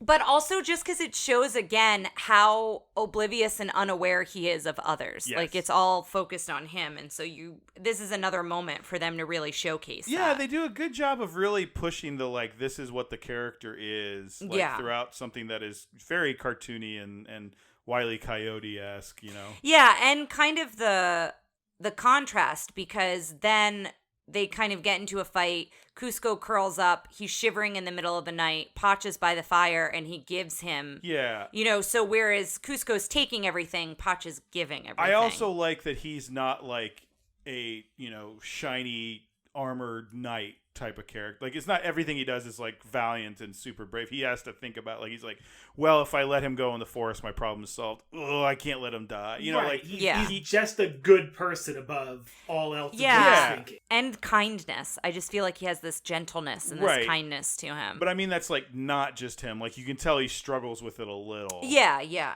And I like later when he's like the handshake means like this a little bit later after he when Cusco's cold, he puts something on. Cusco's like, I promise to do this and he makes him shake hands. I will say this: I did think they were going to cut to Cusco having like crossed his fingers behind I feel him. like I remembered that too. I was thinking the same thing, but so I'm wondering, do we think they cut it out, or do you think we just all effect or whatever it is? Yeah. I think it's just such a shorthand in this scene and other cartoons that to show that he doesn't mean it. Yeah. But then they just flip around, and the other way is, but I don't have hands. Yeah. Yes, which is also good. So then it cuts back to Yzma holding a memorial for Cusco, and I love this scene. I love the way she's dressed. I love that Kronk is sobbing. Kronk is in black as well. It's so good. And then everything changes to her face. So we see the palace. Everything's immediately changed. It's now all her. Kronk is nervous, and she pushes him and realizes, not physically pushes him, but is like, keeps asking him, you killed him, right? You killed him. And she realizes Cusco's still alive, so they have to go find him. And then this is where the kids wake up from a dream, and they are dreaming about what actually happened to his dad falling in the river. And then the little girl's like, well, I had a dream that Dad kissed a llama. Yeah, and I was like, are we just cool that these kids are oracles and no one's saying anything? I guess it is just the kids, because I was going to say Kronk wakes up from a dream, but that's from something that actually happened. He's remembering something. Yes. Yeah, so that is different. I don't know. What do you feel about that? It's just a weird... I mean, it's a funny little scene, but it's like... I'm surprised it made it into the movie, because it's just... It's characters we're not really following. Yeah. It doesn't really... I don't remember having a point. It doesn't, but it's just kind of the absurdist jump over here and be random for 30 seconds, which fits in very much with what they were asking for people to make this movie out of. Yeah, and I too, just a reminder of the family, right? Because they play a bigger role later on. They start doing small talk, Cusco trying to change his mind. This is where the handshake happens. And they go kind of back and forth. And Pacha winds up falling. They're crossing the bridge. He's like, oh, it's only another hour to the palace, so we're close now. And he falls, gets tangled in these ropes from this bridge and falls, and that's when Cusco turns on him. You'd think if this was such an important thoroughfare, they would create a more structurally sound bridge there, right? I'm just saying. To get across. Well, we find out there's another way to go. It just takes like 3 times as long. I'm saying, the difference between an hour and 4 days, like that could, at that time in civilization, could like kill a village. Like that's it takes, a good point. You know? Yeah. So he falls. Cusco says he lied because he has no hands, and then walks away, and then the same thing happens to him. He falls, gets tangled up. And they both start punching each other back and forth as they're swinging. This is a very big physical comedy. Yes, I was just going to say, another physical comedy scene. And they wind up getting caught in between, would we call those two cliffs? Yeah. It's 2 sides of the cliff. 2 sides of the cliff, and they fall, and there are all these alligators, crocodiles. I looked up in South America, they're crocodiles. I'm always very concerned about who wear crocodiles. I'm always very concerned about animals in Disney movies and how we portray them. Are they there? Mm-hmm. Yes. And they have yet to like really let you down. Let me down. I know the flamingos in Little Mermaid is probably the strangest one, but because I don't think there's flamingos in Denmark. We looked it up. In Denmark? Oh, not in Denmark, but we looked up like other stuff. Yeah. Australia was one. Yeah. So they're caught in between these 2 sides of the cliffs, and this is where they have to trust one another and do teamwork and kind of push on one another to get up the cliffs. Mm-hmm. And so it will be a callback later on as well. And I love that Cusco's head winds up getting stuck in this little hole in the cliff. All these scorpions come and like fall on them, and it kind of makes them lose their groove of like going off the cliff. Then when his mouth is stuck inside... They lost the groove? Yes, the groove. Thank you for that. The groove. But when his like snout, would a llama have a snout? Sure. When that's in the hole on the side of the cliff, it's all these bats, we find out, and they all fly in his mouth. And I guess the momentum of that swings them up onto the top of the cliff, and they get up there so surprised. Well, they both just kind of sit there for a second and look at each other. They're like, can you believe that happened? Yeah, and then Cusco's dance. Well, then the cliff starts to break. Oh, that's Pacha what it starts is. to fall, and Cusco saves him, and he's like, he's more impressed that he did it.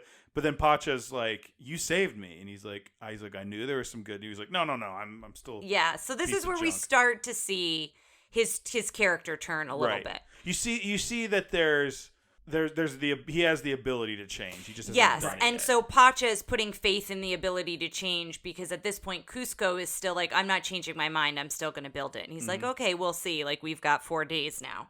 And then we cut to Yzma and Kronk in the jungle, and she's in the mud, loses her favorite pair of shoes. Well, first he's carrying her on her back, which Andrew showed us a picture. There's apparently a someone who does Disney marathons dressed as Kronk with the thing on his back, which is very I'm curious how heavy that is. I wonder, it must be made probably of balsa light. wood or Yeah, something. it's probably because it looks like fabric. So whatever, maybe it's wire or something. I guess it'd have to be a little sturdier than that. But it's we'll I post just love it. she goes Kronk, and on the phone he goes Kronk here. Like, I don't know why. And we'll post that picture because it's really, really good. But she's in the mud. The squirrel shows up again, and she's rude to the squirrel, just like Cusco was rude to the squirrel. And then we realize that Kronk can talk to squirrels. He was a junior chipmunk. Yes. And he had to learn how to speak to woodland creatures. Yes, so he talks to more than just squirrels, but we only see him talk to squirrels in the film. And the squirrel tells him about the talking llama. So again, this is kind of another physical bit where he makes her stand super far away so they can keep talking because the squirrel doesn't like her. I feel like that scene could have just been him talking to a squirrel, but they add like Yzma creeping in the background, like trying to look at it, and which is very funny. It's very good, yeah. So then we cut back to Pacha and Cusco, and they're at this diner that's supposed to be like a big Bob's boy. Big Boy. Yeah. And they show up and they see the sign that says no Is it llamas. Bob's Big Boy? I think so. so. Because as soon as I say it feels wrong, because I'm thinking Bob's Burgers. I'm picturing It's in the Burbank. logo. Yeah. But it's Big Boy. Yeah. And it's the kind of like almost Fallout-y looking dude with with a burger and like an apron. Yeah. And there's kind of that but it's logo. holding like a dead iguana. Yeah, and there's that logo on the menu when we go inside. Yes. You see it on the menu. But they wind up dressing Cusco like a woman. Because it says no llamas, Yes. which is a very strange, like, how people are like, I just wanted to eat with my llama. Well, I mean, we kind of established llamas are Yes. prevalent, so I guess it would be like wanting to bring the dog into the restaurant, I guess. Maybe that's how we should dress Lady up as a woman and bring her next time we want to take her someplace. Bring her into it when I want to take her into Target. Yes, put some lipstick on her. So nothing bothers Tara more than when she sees someone bring a small, like a little tiny, like purse in their dog purse into a place that doesn't allow dogs. Because she's like, why can't I put Lady in my purse? And I say it kind of loudly, and Ryan has to hush me. I'm like, we have a pit bull. I'd love to bring her. Tara does not get like loud and rude about like. I don't. I'm things like usually that very nice often, to but when she strangers, does, it's but like, all right. Yeah, that's one that drives me nuts. So they are telling everyone they're on their honeymoon. They tell the waitress they're on their honeymoon. And what does the waitress say about, I'm surprised you showed your face or something? How brave of you to be seen in public or something. That's what it is. It's so good. She also does like Mazel Tov and throws the confetti. Yeah, so they order, and they wind up ordering these pill bugs that you tap them open and then you suck all the insides out. Which is weird. I don't know why that's a thing in this movie. Like, there's no indication that like peasants eat terrible food. I don't know. But it looked like a delicacy. It looked like it was a special. They said it was the daily special. Yeah. I don't think that's a delicacy. Maybe like, delicacy is wrong. It's a daily special. Like, you have like you go to a place for a special, but it's not a delicacy. Yeah, that's a good point. So I'm gonna remember that next time. You'll be like, it's a delicacy. Pizza, bagels, yeah, cheesesteaks, all delicacies of my homeland.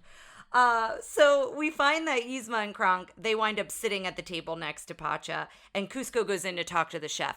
This is a whole other thing that I feel like I can't really explain. We can talk about like the beats we enjoyed from it, but it's such a good scene. The thing I want to remember is Cusco goes in to complain to the chef, and the chef and then Kronk goes in to do something, and the chef quits. If the chef won't do gravy for Yzma. Yeah, and then the waitress is like, I want this, I need 2 plates of this. I need this with no bacon. This is this. And Kronk is like, it starts throwing out like diner stuff. He's like, 2 oinkers, no cheese. Yeah, he comes Turns back the with bowl shorthand. into a gill. Got it. Yeah. Like, and then like immediately becomes a good thing because I think he owns the restaurant in Kronk's new groove. Like, I think that's part of it.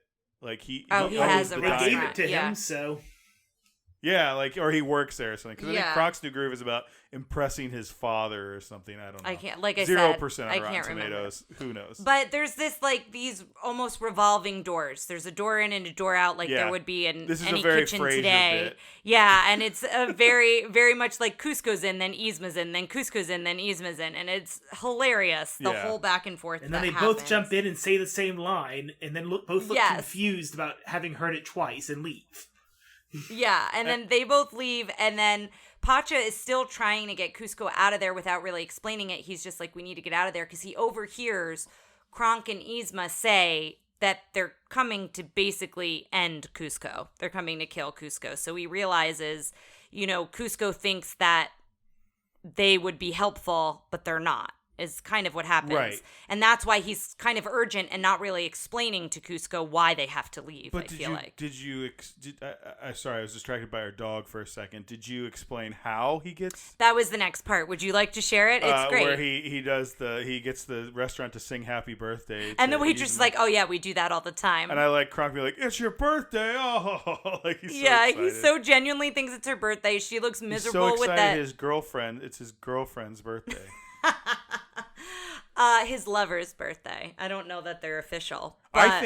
I think she's Kronk's girlfriend, but Kronk is not her boyfriend. Do you know what I'm saying? Oh, yeah. 3 or 4 years ago, we went to Marrakesh at Epcot for my wife's birthday, and they put a fez on her there for the whole meal.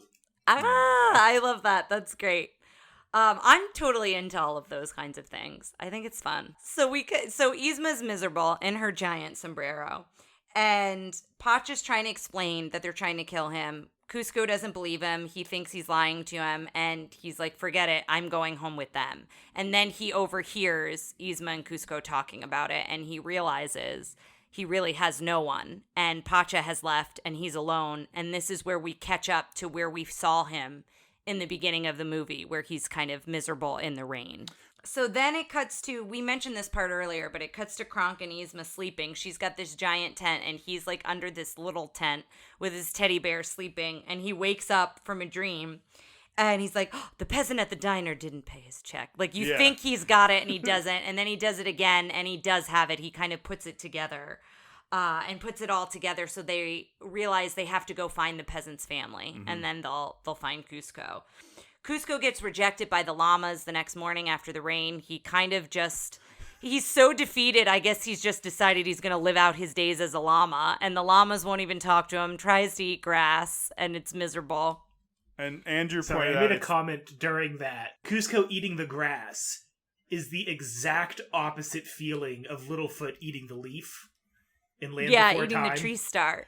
Yeah, the tree star. He makes that look as the most... delectable thing one will ever come across. Well, and there's like little, if I remember correctly, it's been a while since I've seen it, but there's like dewdrops on the leaf, and it just looks like the most... perfection.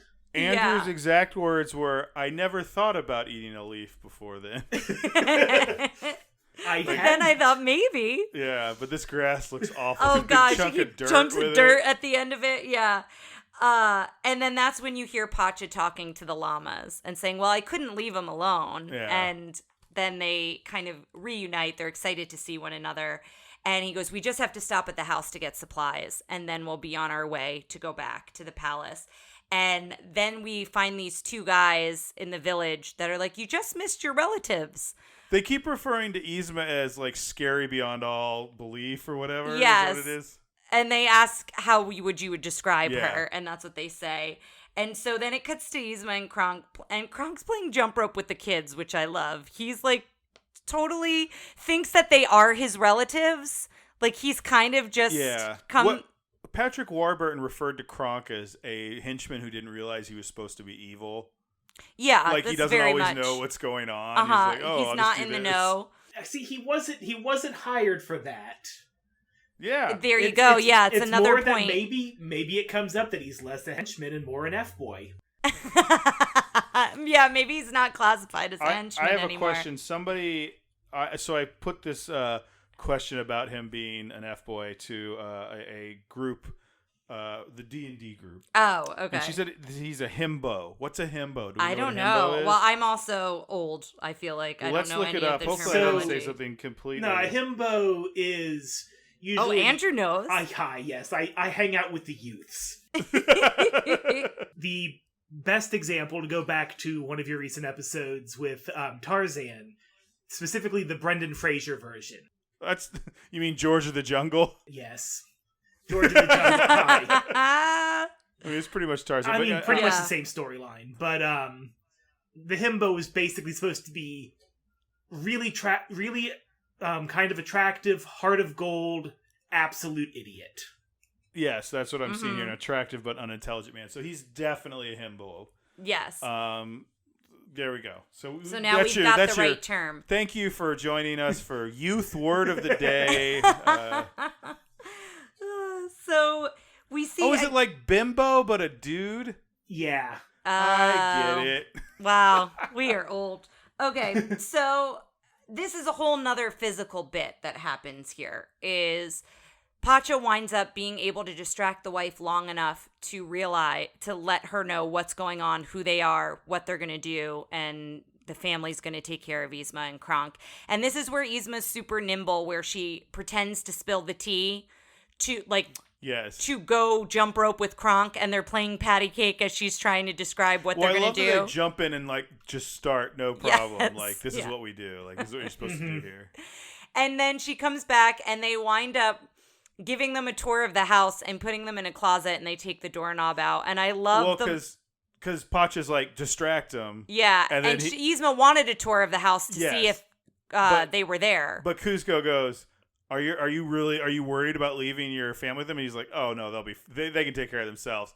And then they're doing that. But that's when the whole scene with Yzma's eyes and yes, I had that written down. Yeah. The dark closet where they're trapped, and it's just Kronk's eyes and Yzma's eyes, and they're getting more and more yellow and bloodshot as she's getting more frustrated. Yeah. I love, and I feel like this is a very Warner Brothers things where it's dark room eyeball jokes. I feel like there's a Muppet. Oh, it's Muppet Treasure Island, where they're all there and all the eyes are glow in the dark. So that's how they do it. And then all the other the pigs come up. Anyway. Yes. No, but then when her eyeball goes through the doorknob hole. Oh, that's horrible. There's some real. She's got go away heat just because they make her so gross. I love it so much. So, again, another scene where just go watch the movie because it's hilarious, all the things that they get through. She basically gets tar and feathered, but it's like honey and feathers, and becomes a piñata is the end of it. And then this is the montage with the map where the dotted lines, they're following the dotted lines in real life as well as we're seeing them on a map, 2 different colors of how they're getting back to the palace. Mm-hmm. And then the callback comes where we see Cusco. Why does she even have that lever? So that comes back.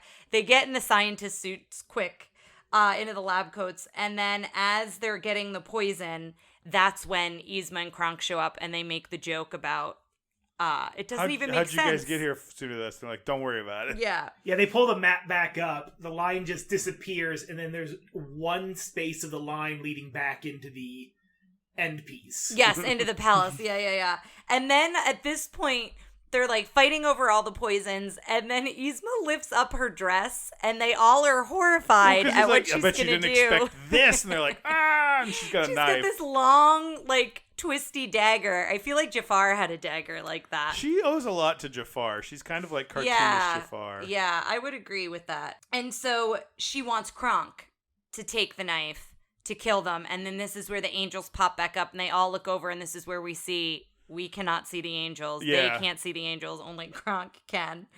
And as soon as she said, I never liked your spinach puffs, he's really had it by then with her. And he cuts the chandelier to have it drop on Yzma, but she's so skinny, she just falls through. The chandelier just falls around her. And now this whole next section, again, it's all so physical. But basically, they fight for the potion, and then the guards come out. The guards get turned into animals while they're fighting for potions, and they wind up taking all the potions. So as they're running for Yzma, they're giving Cusco a different potion and he's changing into different animals Yes. each time. And so there's a lot of physical bits with each animal. Had kind of a Sword in the Stone feel of like he always had the same look, but it was like he always had the llama underbite, which is Yes, funny. yeah. Which is I funny love when he doesn't becomes really the look. whale. Yes, the whale's very funny. Yeah. That is good. During the time Yzma turns into a cat, And I had because read she's Catwoman. Yes, I read that as well. Eartha Kitt Catwoman is wonderful. Yes. And Pacha winds up falling. So then there's a moment here where Cusco has to decide, does he go for the poison that is the one that's left because they've narrowed it down to one, or does he save Pacha? And as that's happening, we're hearing her as the cat falling, and she's falling forever. And then there's a delivery guy. I love this bit. Listen, no, we didn't order a giant trampoline. Well, why would did you have tell said me so that? before I set it up? Like, it's so And stupid. then she hits the trampoline and she comes back up and she winds up catching the poison and she's like, ha ha ha. And then she loses it. It's great. It's so good. And it takes like too long to describe and it's not as funny until you actually see it, but it's so, so good. There's a great bit in an article I read about it where they were talking about that, and they were talking about how they'd never get to make a movie like this again, but they had her falling and they're like, well, we don't want to kill her now. So how do we stop it? How does she live? Yeah. And they're like, someone's just kicked back in a chair and they go, trampoline salesman. And everyone looks and goes, that's the dumbest thing I've ever heard. All right, put it in there. For some reason, there's a trampoline salesman. I mean, it works. I think it's great. Yeah, I mean, that's how it wild. plays off too. Is just like It's you wouldn't We- expect it. We've also already at this point established so much that this movie is like a movie and doesn't play by realistic Any rules. rules. Yeah. Yeah. And I do think it is a fun surprise because it's not something you expect. And like they cut back and forth. Like you hear her fall, but then they go back to Pacha and Cusco, and then we're still hearing her fall.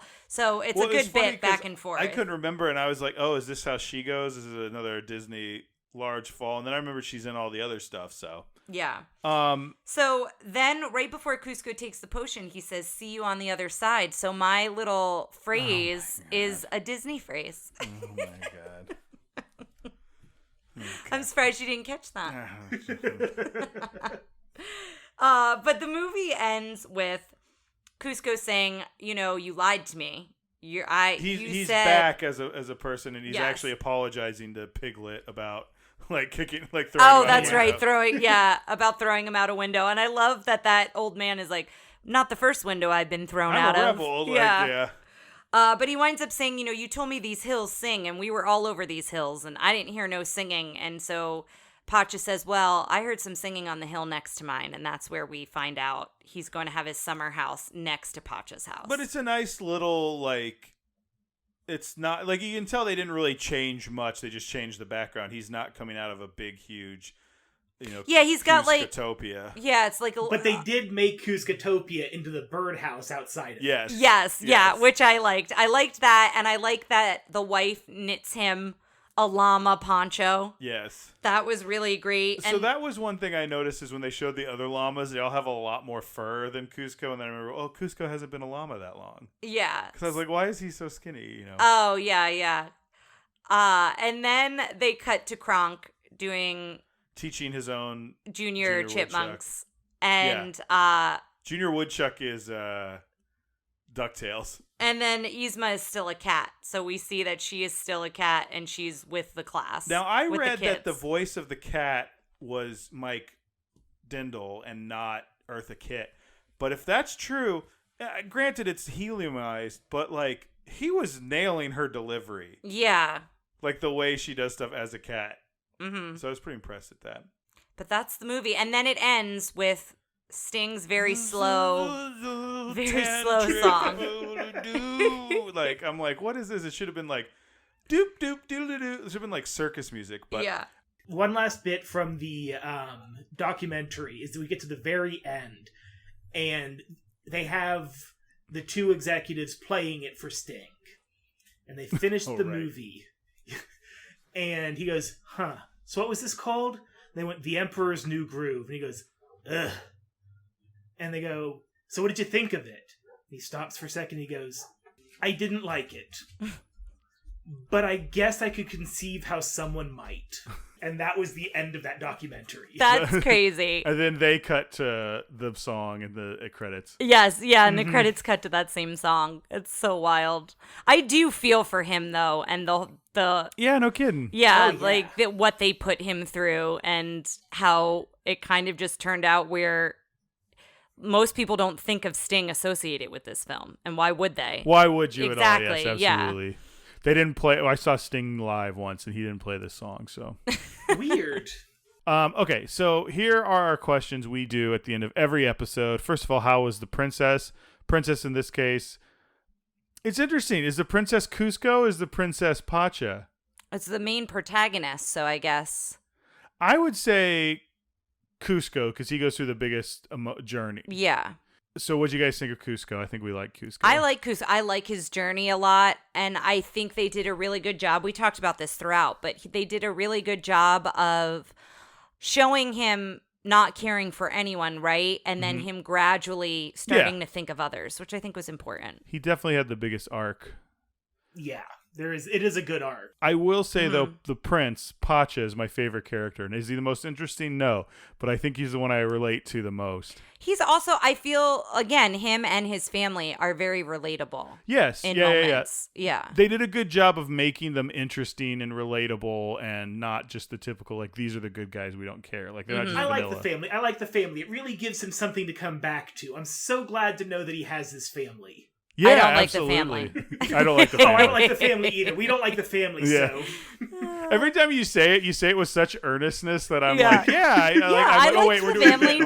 Hold too. on. How was the Psychic Henchmen? We talked about how much we actually do like the family, but Kronk, I like Kronk a lot. I think he is a terrible henchman. I am saying this for the final time. He is not a good henchman. He turns at the end. Well, they shouldn't have insulted his spinach puffs. I know, Exactly. that's what it is. I think he's fantastic. I love Kronk, but as his ability to carry out his henchman duties, he takes care of Yzma well.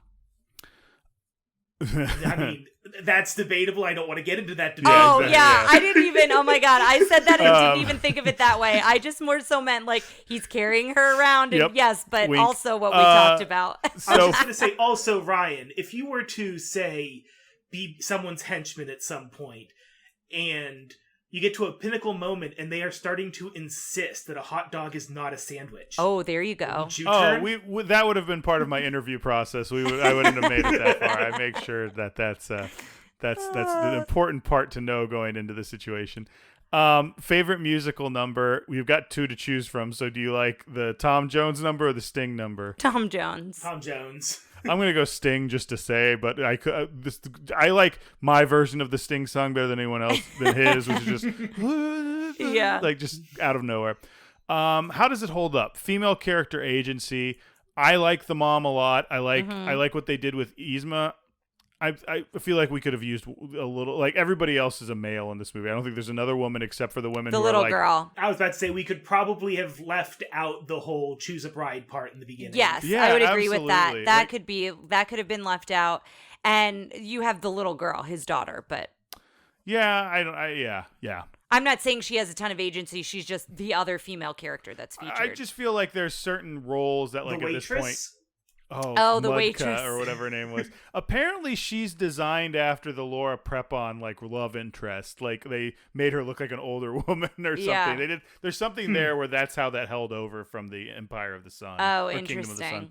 interesting. Drinking and smoking, none of that. Guns and firearms, none of that. Not even really any intense, scary action scenes, in my opinion.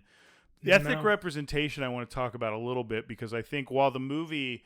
I had a little bit of interesting thought with this because I think the film, the characters are, all pretty. They're supposed to feel like you're in this kind of South American kingdom. It's all white actors. Like they're all done there's not like a lot of at this point in Disney, I think they're paying a lot of attention to the physical manifestation of this culture. Mm-hmm. But not necessarily like the interactions between characters or anything like that. Yeah, I would say that they used it as a location, as a Yes. place, as like that part of the story, but didn't necessarily carry it through authentically. And I feel like it would be even more questionable had they managed to make Kingdom of the Sun.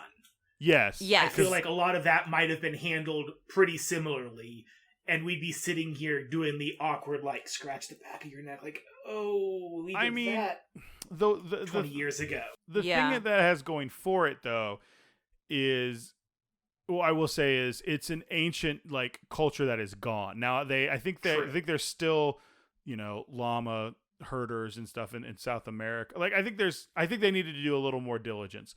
At the same time, and I'm always trying to be very much like, I can't imagine anyone else playing these characters because I don't go, oh, that's David Spade, oh, that's whoever. It's those characters. Yeah. Because they enveloped them embodied so well. them so well, yeah. But I'm not, who's to say there's not Latino or Latina actresses and actors who could have done this? And Eartha Kitt's a woman of color, so that's good to get her in there. Of course, it's the villain, but we could divide that. I will also say Kronk was drawn to look very, very white. Like, Cusco at least looks South American. Like, Kronk just looked like a white dude. It's just me, like, really examining this. Overall, that's fine. I'd love for someone who maybe has more stake in this ethnic representation to talk towards it, but that was my white liberal guilt take.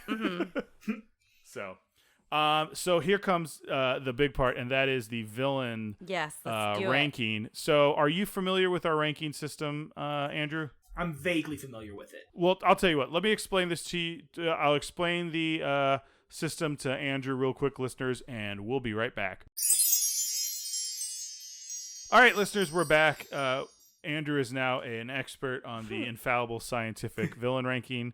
We're going to start with frightening. I don't think she's very frightening. She's a comic character. She's a comic character. You could maybe push for design for that way. That she's designed to be frightening in appearance, but I would give her a higher design point than I would actually frightening. I think I'm going to give her a 2 simply because of all the lines. Is she scary beyond all comprehension? Like, I'm going to give her a 2 for I'm going to give her a 2 as well. I feel like she's comparable to Captain Hook. Yeah. They're cut from a similar I think cloth. Captain Hook is scary. I think he does more scarier faces.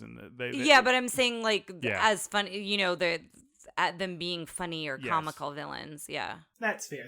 I would go with maybe a 3 because I'm giving it a design point as well. So what would you guys put for funny? I thought she was pretty funny. She's a 5. Do you think she's a 5? She's hilarious. 5 out of 5. Yeah, she's so funny. Why do we even have that lever? Oh gosh, she's so good. I'm going to do the same. I don't think she's naturally as presented, like she's not cracking jokes, but they definitely put her in a, like, the situations make her funny. Yes, and I will say sometimes Kronk helps with that, but I will say she is funny on her own as well. Sometimes we do have villains where the henchmen are funnier than they are. I don't think that's true here. I think they're funny together, but I also think apart she's very funny on her own. Fierce.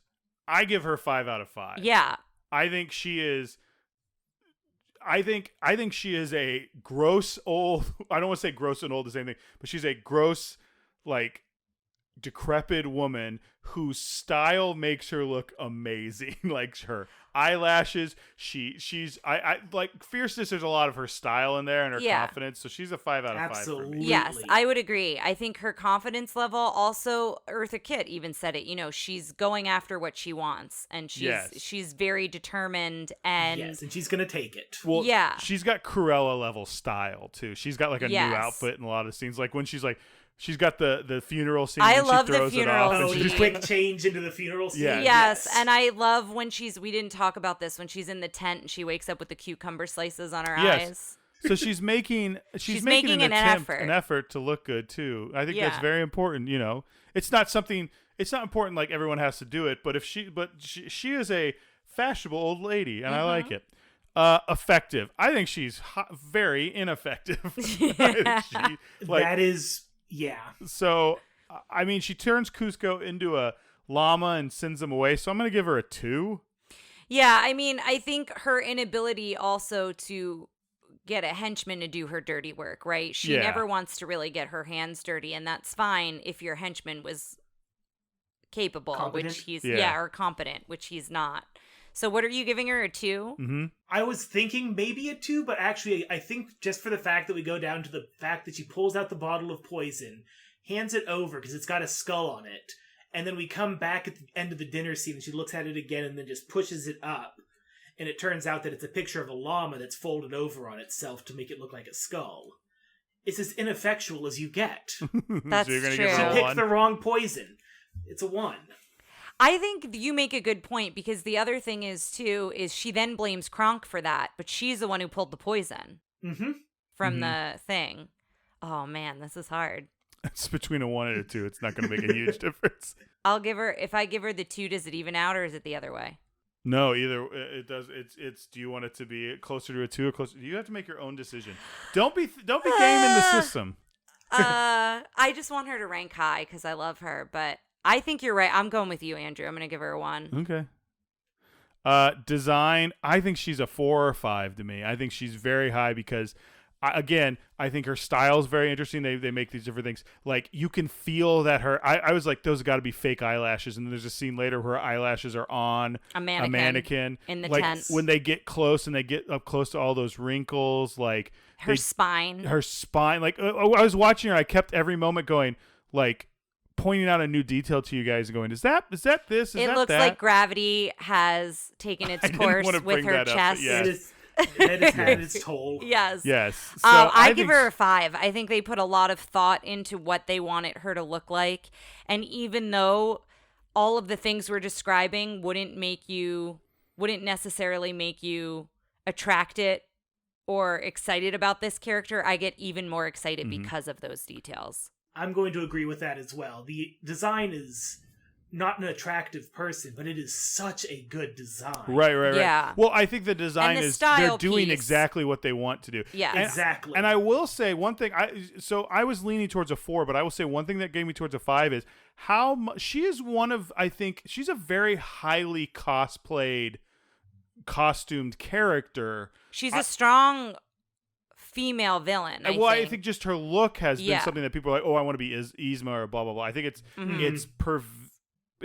I don't know what word I was trying to say there, but it's permeated into the culture. Like, yes, like it's something people like.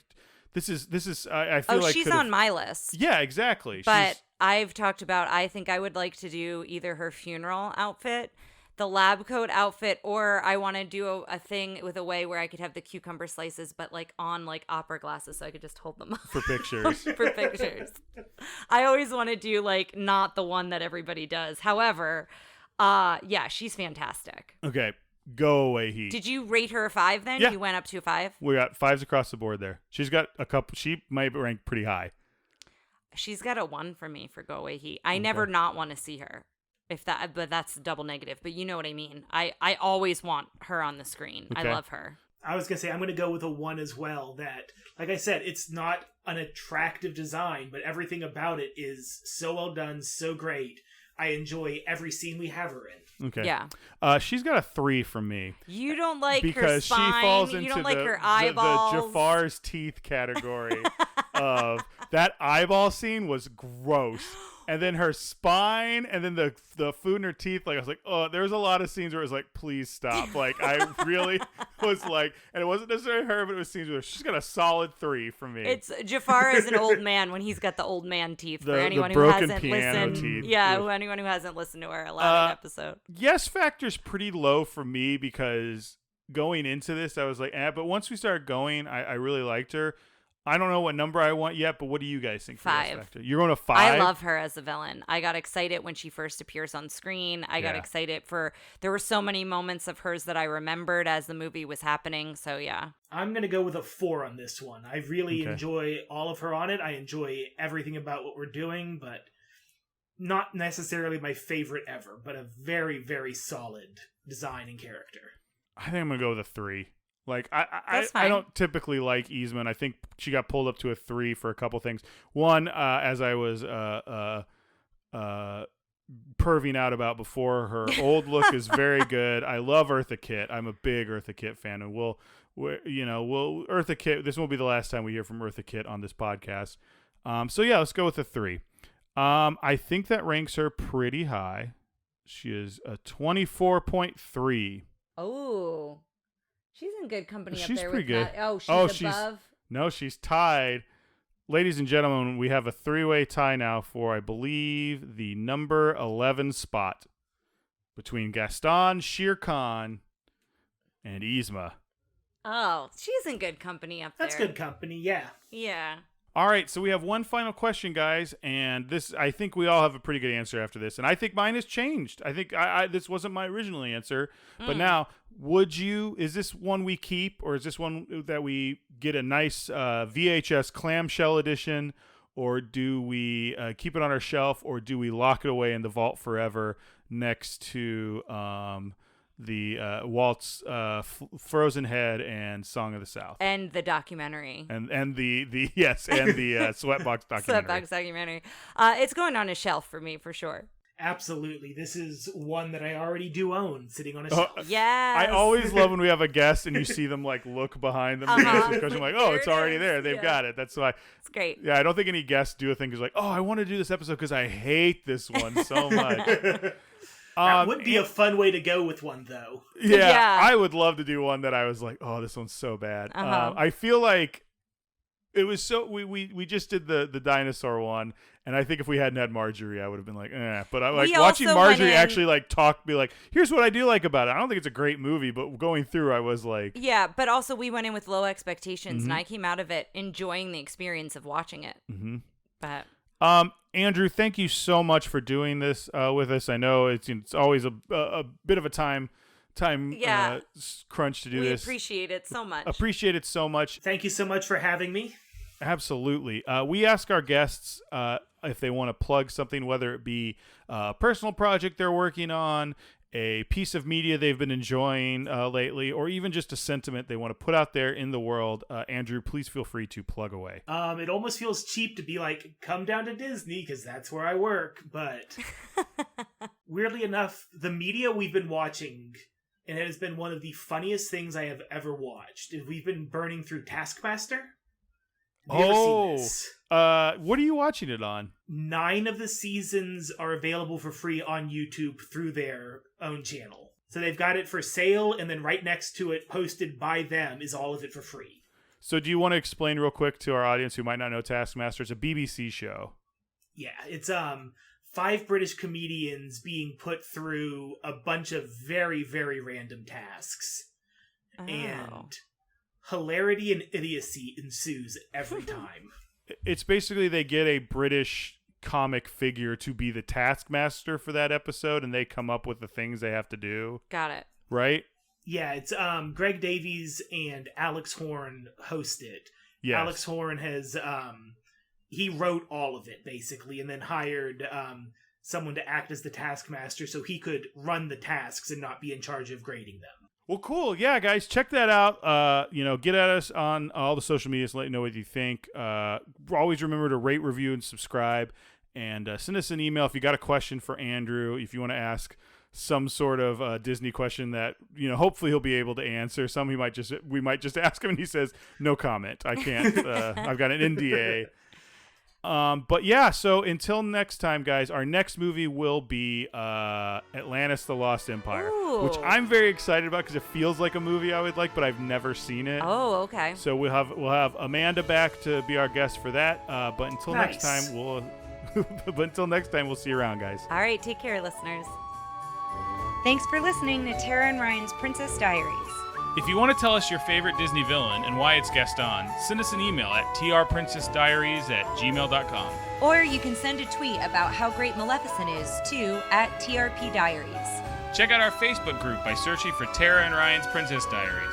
Tara and Ryan's Princess Diaries are available on iTunes, Stitcher, Spotify, Overcast, and many more. Wherever you hear us, please be our knight in shining armor and give us a 5-star review. Thanks again, and until next time, remember to always live happily ever after.